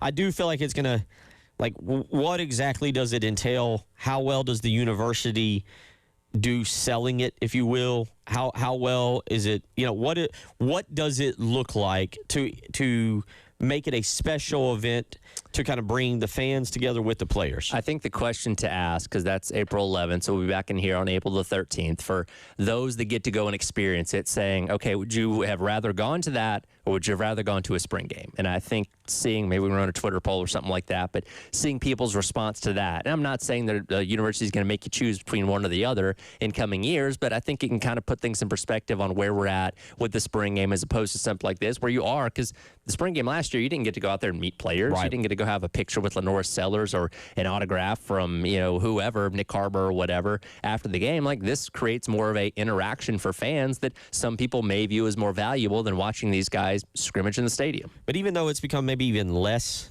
meaningful than it was 20 years ago, I think there's still a nostalgia for going in the spring, the first time you feel like it's a nice, warmer day. I know for me personally, I can only speak for me. I can't speak for all y'all out there. There was a long time, not long after college, but there was probably a 7 to 8 year period as guys were developing their post-college lives, getting married and starting to have kids and so forth. And we had it more as a reunion weekend because it was a free game. Yeah. As people were having young children they could bring, and we'd have a big tailgate where we tailgate at. And it was kind of a coming together weekend. That everybody knew. You knew what that week. There was no game. You knew the game time was set at like 2:00. You know, it all made sense. And so we would all get together. And so it was used. And then, the guys in the group that we had all grown up going to games and tailgating and everything and been in college together, we would all come back from the tailgate and at that time and like, oh, man, did you see so-and-so? Yeah. 100 yards running today. Heisman candidate right there. It starts the buzz for the next season, right? Because there's inevitably going to be one guy that goes out there and puts up a really good stat line in the spring game that gets you excited, and that guy may not play a single snap coming up in the fall because that's just how it goes sometimes. But it generates that buzz and excitement because you're seeing the actual or some version of the product on the field as opposed to this. Now, again, the spring games also are used, like you said, as an introduction for young fans to the program, and it's kind of an inconsequential game. The atmosphere is not that rowdy for bringing kids and getting them used to the experience. This fest that they're going to be doing also provides an opportunity for you to meet players, create those connections, create those moments that they're going to remember forever that can also kind of spur them into being lifelong fans as well. I mean, I truthfully, I remember, and I don't want to, did it, how did it affect me as a football fan or a South Carolina fan? I don't know.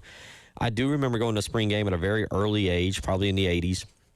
I remember almost where we sat. We sat over behind the South Carolina bench, and we sat closer to the tunnel where they ran out, or they run out. And I remember the game because I remember afterwards, and I was young, but it was like, all right, we're going to eat, and then we're going to D's Wings, which is, a Columbia institution. And it was like, that was my first foray into what I think a lot of us do, which is chicken wings and football, right? Yes, exactly. That was fun. But I remember that. And you bring up the point about young kids. It means a lot, and it can really help. We'll continue talking about this and wrap up hour number 2. You're listening to The Halftime Show.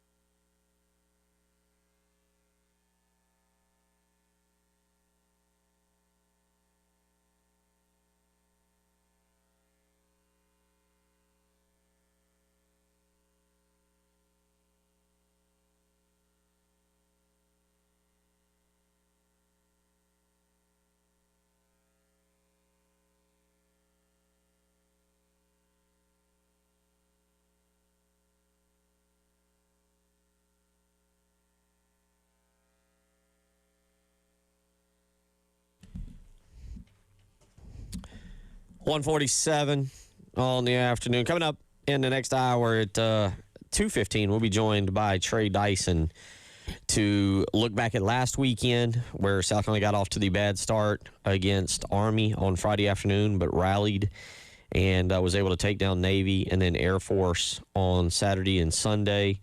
They are back in action tonight. Make sure, because I know how it sometimes works around. We don't have tickets to give away, do we? Well, not to my knowledge. I have not been informed of any tickets. Okay, all right. So I think we gave some away yesterday. Did we give basketball away yesterday? We gave basketball away. I think we gave some baseball tickets at some point this week. But no, Dreamy Josh has not informed me of any tickets for today. I know sometimes they pop up on your text message. Occasionally late, but all right, so we're good there. But yeah, South Carolina back in action tonight, taking on Queens.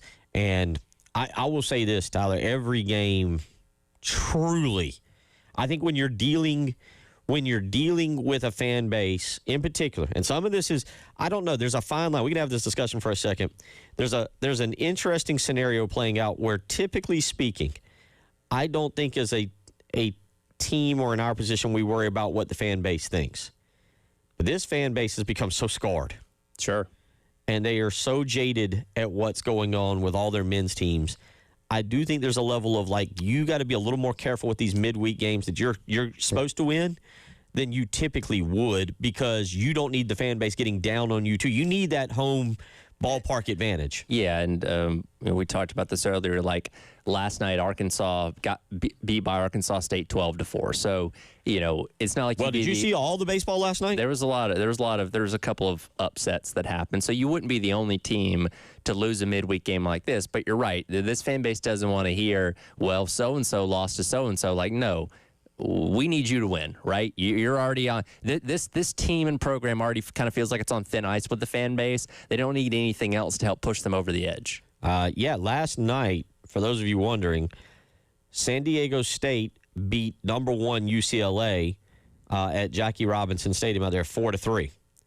Last night, McNeese went into LSU, number 2 in the country, and knocked off the Tigers 7-6. You just mentioned also as well, Arkansas last night going down to Arkansas State in that game, and Arkansas's number 6. So 3 of the top 6 teams last night took an L in their midweek game. It does happen. That doesn't make it right. Clemson won last night over Presbyterian 6-2, Coastal Carolina 13-7 over Campbell last night, and North Carolina State. Did you see that score? No, I didn't. 3 touchdowns, 2 field goals over Richmond, 27-0. I'm going to assume that's a run rule. Does it even tell me how many innings? Doesn't tell me. Probably so. Yeah, I would imagine Richmond was screaming mercy pretty early in that game. By the way, I just saw this. I missed this one. I said 3 of the top 6. I'm looking at the D1 baseball scoreboard. Georgia State last night went to Georgia Tech. Goes to Georgia Tech and wins 9-4. So 4 of the top 6 last night. I didn't have that one on my sheet there of upsets. Georgia State goes into Georgia Tech last night and knocks off the Yellow Jackets, and Georgia Tech's number 5 in the country. So 4 of the top 6. So it happens, and I understand it, but I think for South Carolina, you really have to guard against it. You do, because again, the sentiment is of where this program is right now is what this fan base is riding on, and you can go back to the way you've lost games already this year, the Northern Kentucky game where you were lethargic, didn't have energy, or whatever the excuse was, and then you just get completely beat around by Army last weekend. Not exactly great. There's a difference between losing games like that and losing games, on a walk-off home run or a late score by the other team in a tight competitive game. The games that you've lost have been kind of one-sided in a little bit of a way. So, yeah, the optics of how you win and all that kind of stuff are important to this fan base, and you want to be able to ride some momentum going into this weekend, obviously, and dealing with Clemson, and hopefully ride some momentum coming out of that and give this fan base belief that you're going to be competitive in conference play. Because, again, if you go out there and get swept, there's not going to be a lot of belief you're going to be able to hold your own in the 30 games in the SEC. If you go out there and take 2 out of 3, especially if maybe you can do it in convincing fashion, it's like, okay, maybe you've got something this year. Yeah, and to me, keeping this fan base behind you, keeping it engaged is vital. And that means winning tonight. It means being not only competitive, but winning 2 of 3 this weekend. Don't get me wrong, I've said it multiple times, this baseball fan base knows what good baseball looks like. Y'all have seen good baseball at this university for over 50 years. This is a tradition that no other sport at this university has. Dawn Staley's building women's basketball into something like it. But baseball around here is something that for a lot of us have grown up on knowing, feeling confident that they're going to be competitive and be a team that's a threat to make Omaha. And the times have become hard. It's become difficult. The last decade has been, quite frankly, almost for a baseball program with that much tradition and pride, and what Ray Tanner did has become almost too much to bear. And so when this fan base gets down, they get down for a good reason because they know like, oh, you're not going to be. It's kind of like Kentucky basketball. Sure. In that manner of like, oh, you're fine, you're good, you're a good team.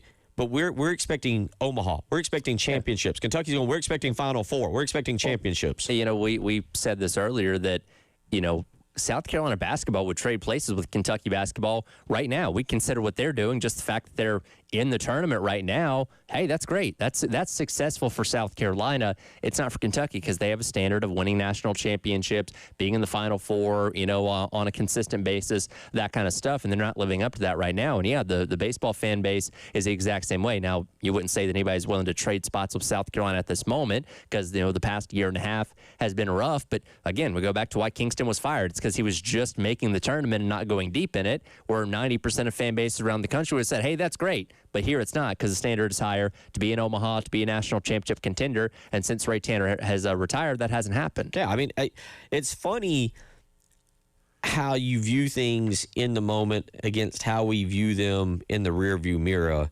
And because I'm starting to see more and more people being like, man, you know what? And now at the moment, everybody was a loser. South Carolina was a loser. Now everybody's starting to kind of look maybe that Chad Holbrook era wasn't so bad. Like, maybe, just maybe, boy, if we had the Chad Holbrook era back, maybe it'd be better. Mark Kingston made 2 super regionals. Quite frankly, there's a lot of schools that are giving out extensions and pay raises, small pay raises, not football-esque pay raises, but to the coaches who do that. You're in a position where you say, yeah, I'd take that right now. So, again, you just kind of never know what the next change is going to be. Hour 3 on the way. Speaking of a guy who knows about it, Trey Dyson joins us. It's the Halftime Show.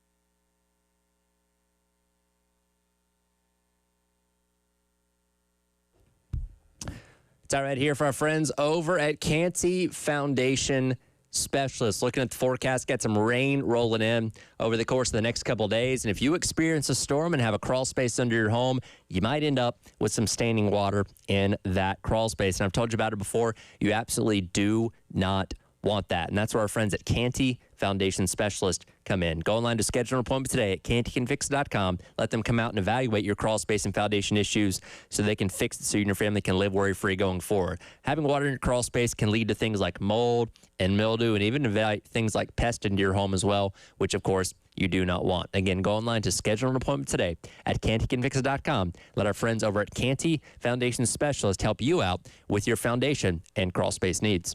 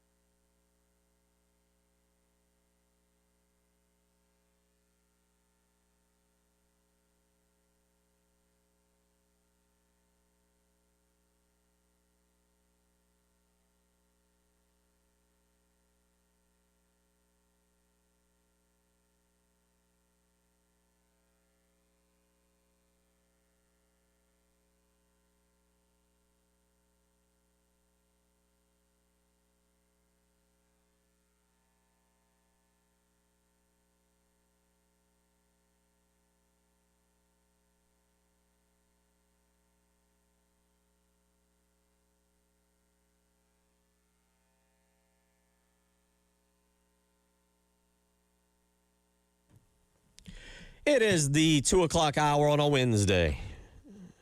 Tyler Head, Bill Gunner, Captain Dave Adair, as we will wrap this day up. Tyler and I will be out tomorrow. I got a doctor's appointment. Tyler will jump back in tomorrow at 1:30 for our NASCAR Survivor Challenge. Do not have it in front of where are they at this weekend? They are going to Circuit of the Americas. My typical schedule. Can you tell me where Circuit of the Americas is? Texas. That is right. Texas. Austin, Texas. Yep, Austin, Texas. But, yep, it'll be the first road course race of the year. You've already got your pick for the weekend. I gotta remember who mine will be. This is gonna be one that'll be more specific than my usual strategy. Yeah, this is a course that's a lot more specialized. First two races have been drafting tracks, which can be a little bit of a crapshoot. There are guys better at it than others, but you're never in a bad spot picking just about anyone. But this one's a little more specific, and certain guys are better at these tracks than others. Yep.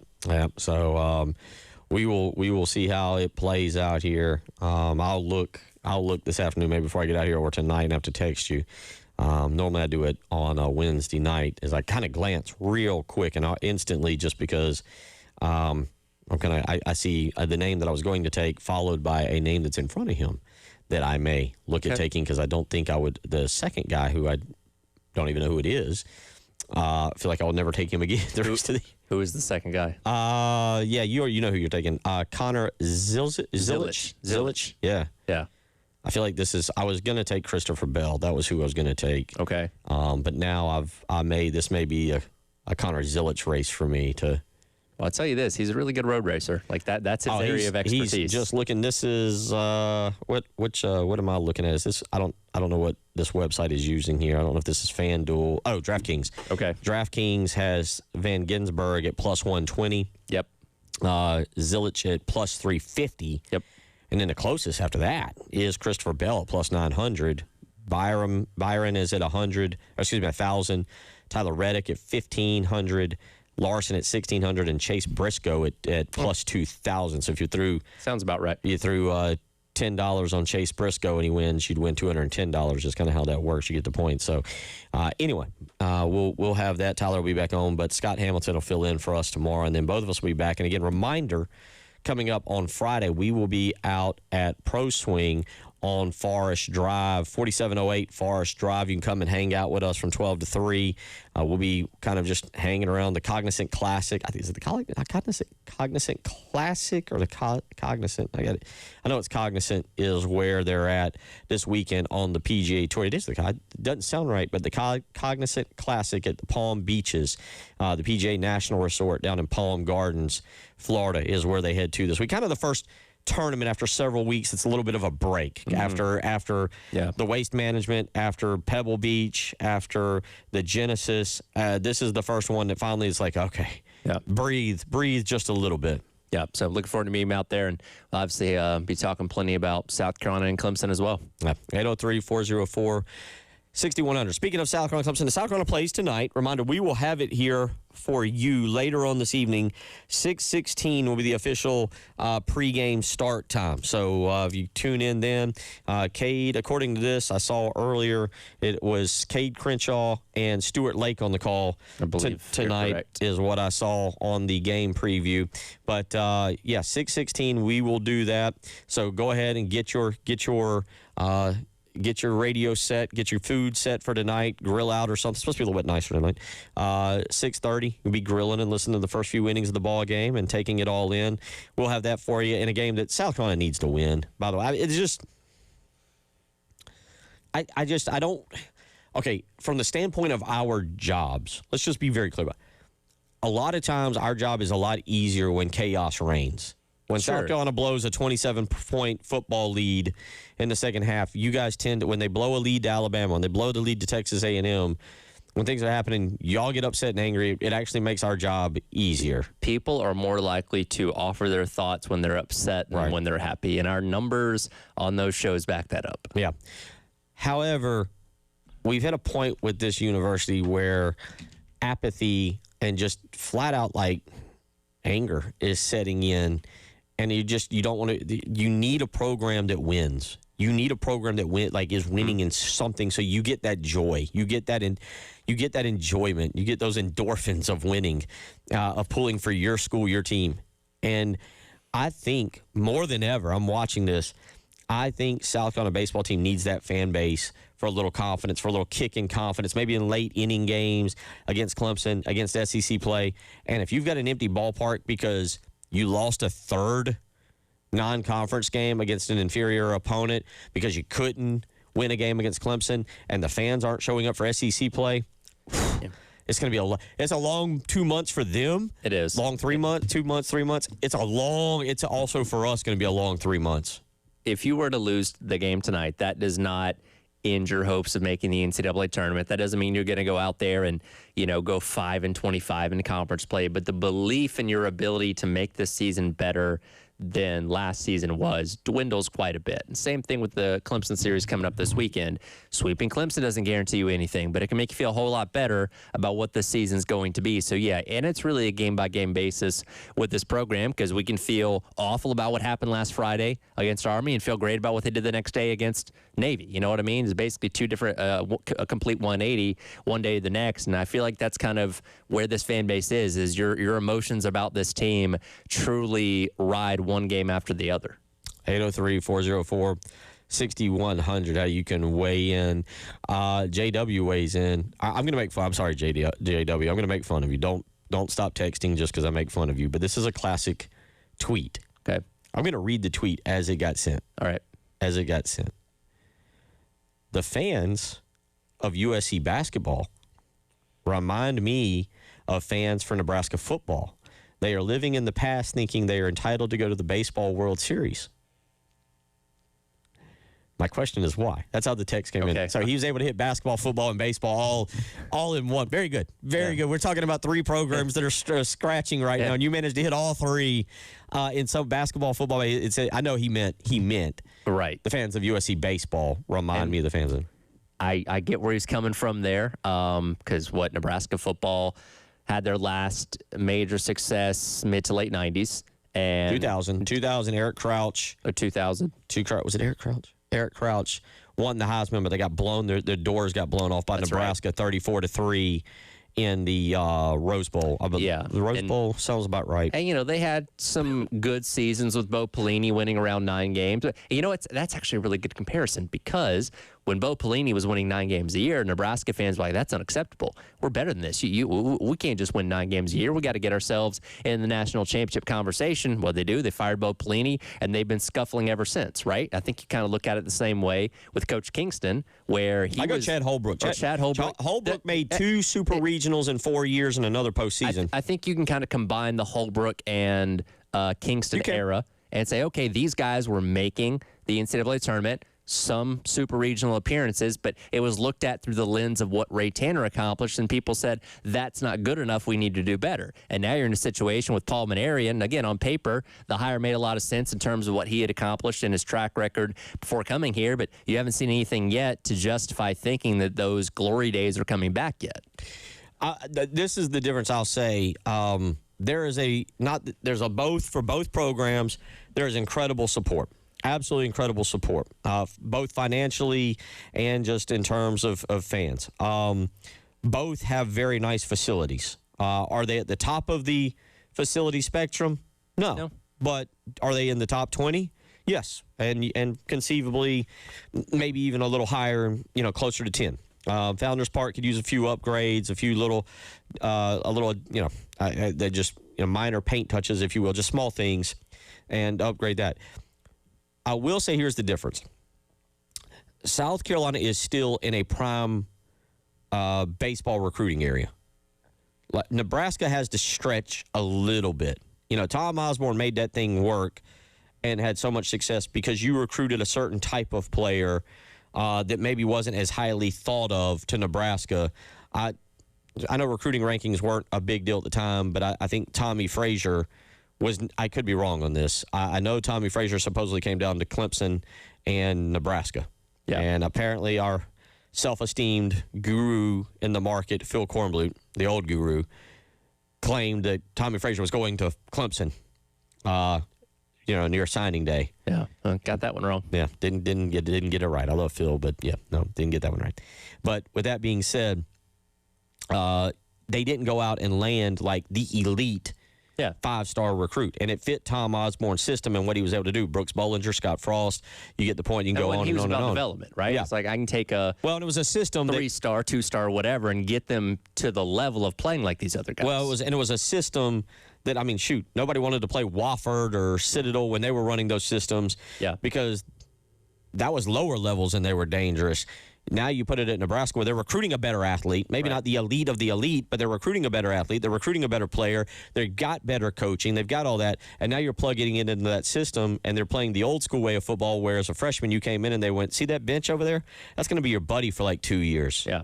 And then you're going to let the older guys play, and then by the time you start playing as a junior, you're accustomed to what we're doing, and you don't even have to think. You just go out and you act. Yeah. And they would go out and steamroll people. South Carolina, on the other hand, baseball, you're in a prime recruiting area. So, yes, you should still expect it. Also, Nebraska football is 25 years removed from being truly relevant. They were a good team when they lost to South Carolina in the Capital One Bowl back in, I believe that was 2011, where Alshon Jeffrey caught the Hail Mary at the end of the half. But South Carolina's true success can still resonate a little bit with some younger kids at the end of that era. You're running out of time on that. That window is. You still have the ability to have kids on your roster that can remember the height of your success. Where, again, as opposed to Nebraska, none of the current players on the Nebraska roster, any of them going forward, are going to remember the days of Tom Osborne and Tommy Frazier. Right. So, yes, you can still sell that to kids a little bit. Your time is running out, like you said, as we're moving further and further away from that. But, yeah, I think that's an apt comparison between those two programs. 803-404-6100. We'll be joined by the Tiger Tamer himself, Trey Dyson, who hit a couple home runs in the College World Series, and we'll listen to what he's got to say. You're listening to the Halftime Show.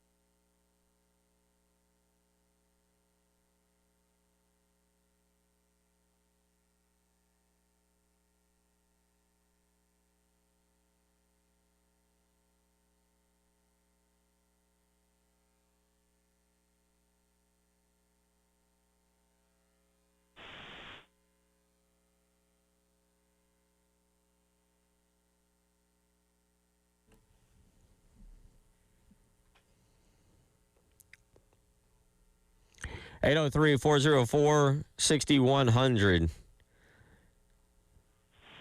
I was looking on the web to get a proper intro. And so I typed in Trey Dyson, home run, CWS. Trey, does this sound like you? It says Seattle at the White Sox. Dyson uses his speed and makes the grab. I feel like I was able to eliminate that one pretty quickly without even guessing whether you played for Seattle or the White Sox. That is a great intro. How are you, sir? I'm good. I did not play for Good. I was hoping that you were going to go look up my page at Southern First Bank and start telling people to get some mortgages from me. But no, I hope everyone's doing good. And it's Carolina Clemson week, baby. It is. Let's before we get into that with you, let's just go back and visit last week. I praised them. I loved on them on Friday. I talk about how I like what's transpiring and the development, and then they go out and they get just blasted by Army. Do you chalk that up to a focus thing right now when you've seen these two losses, the Saturday game to Northern Kentucky? I mean, what do you kind of see that you think contributes to these two losses? Well, I think you can chalk up a lot of it to the player pool just nationally being better, and that some of these teams are a little bit better than when I was playing, 20 years ago, 25 years ago. And so these things are going to happen. I think there's only four undefeated teams in the SEC currently. And so that's not an excuse. I get secondhand embarrassment when we lose to Northern Kentucky as well as Army, but there were some really good players on both of those teams, and Army actually was very impressive. They almost beat Clemson in game one of their series as well. So they played Clemson really tight game one, and they obviously beat us on their Friday game as well. So I think they actually have some really good players. So I'm not happy about it, but I'm not overly concerned with it either. So after the opening series against Northern Kentucky, where Carolina loses game 3, and Maneri talked about the team's energy and all that kind of stuff, certainly something that raised concern among the fan base. Having played the game yourself, how do you compare the energy and fatigue factor early in the season compared to late? Because people said, well, if they're struggling to get the energy up for game 3 in week 1, what's going to look like when you're in the middle of the grind of conference play in a couple months? Well, I mean, obviously, I think Coach Maneri was, I don't know, maybe I don't think he really believed that we were tired. That may have been just almost like a message to his players in some sense. So I don't think we're tired. I don't think we're fatigued. I also don't think we have maybe a top line Friday night SEC starter, which is, losing McCoy was a big blow. But I think if you had to say, Amp Phillips is probably our number one guy right now, our number one starting pitcher, and we're gonna need him to come up big. And he's been pitching the Saturday games. I would say he's probably our most consistent guy right now, and that's very, very important, especially when you're heading into SEC play or a series like this against Clemson. But I don't really know if I answered your question or not, but I don't think we're tired. I think our players are just fine. They just have to get out there and do it. And they're going to have to do it this weekend. We got to bring some glory back here to Columbia. And that starts with effort, and being great, relentless competitors. I think we've got the guys, but they got to show up and do it. I think this series is a little different than most years because I think you're battling a little bit of the fan base too. And like I said, normally I wouldn't be as worried about a fan base, but I think that there's a level of trying to keep this fan base engaged, especially with what has transpired in football and what is happening in basketball, and not letting people get too down and apathy setting in and drifting away. What did a fan base do for you in a series like Carolina Clemson? What do you remember about South Carolina's fan base? Now, you were at the Sarge, but then what do you remember about going to Doug Kingsmore and Clemson's fan base and feeling the intimidation maybe, or whatever it was that you might have felt up there? Well, I always started from the the mindset that we don't deserve the fans to come to our games. We've got to make them want to come to our games.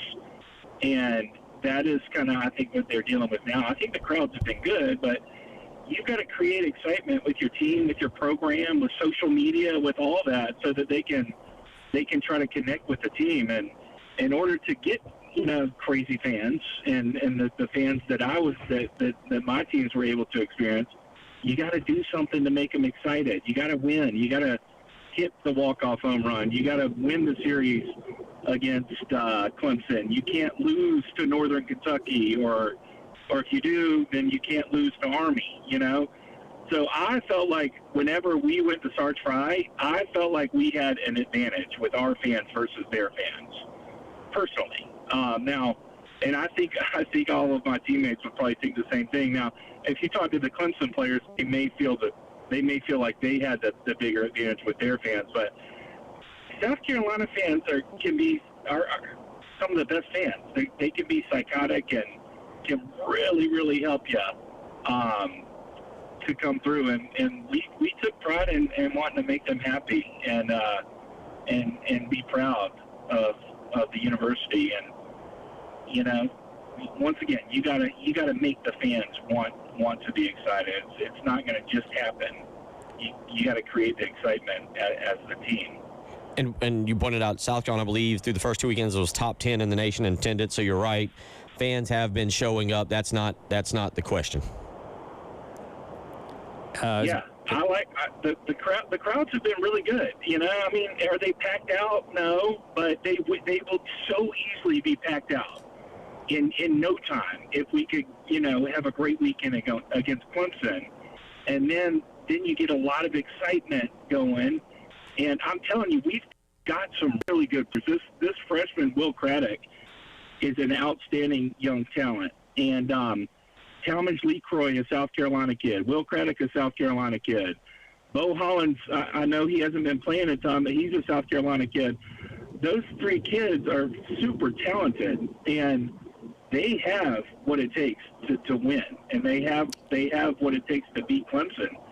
They just got to do it, and you do it, then the crowd will come, and they will support you in a big-time way.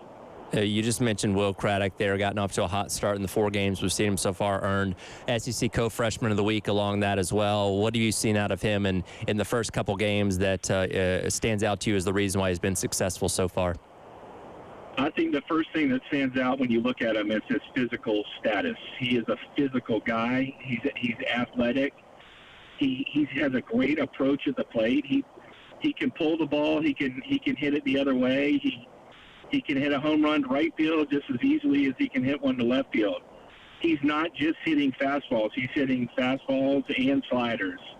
And I like his energy out there. I think he's exactly the type of player that can easily turn around the program. And then once you get a guy like that in there that's dominating, you get some hot guys in there like him and Talmadge LaCroix. It just, typically hitting is contagious, and I know we haven't hit that great, but I'm telling you, it's in there. It's just got to click. He is Trey Dyson joining us here for about 2 or 3 more minutes. You kind of mentioned him. The one guy that I think is becoming more and more interesting, he got off to a bit of a good start. Wasn't his best weekend last weekend. KJ Scobie is a guy that I think you got to get a lot from him. He's got to continue to step forward.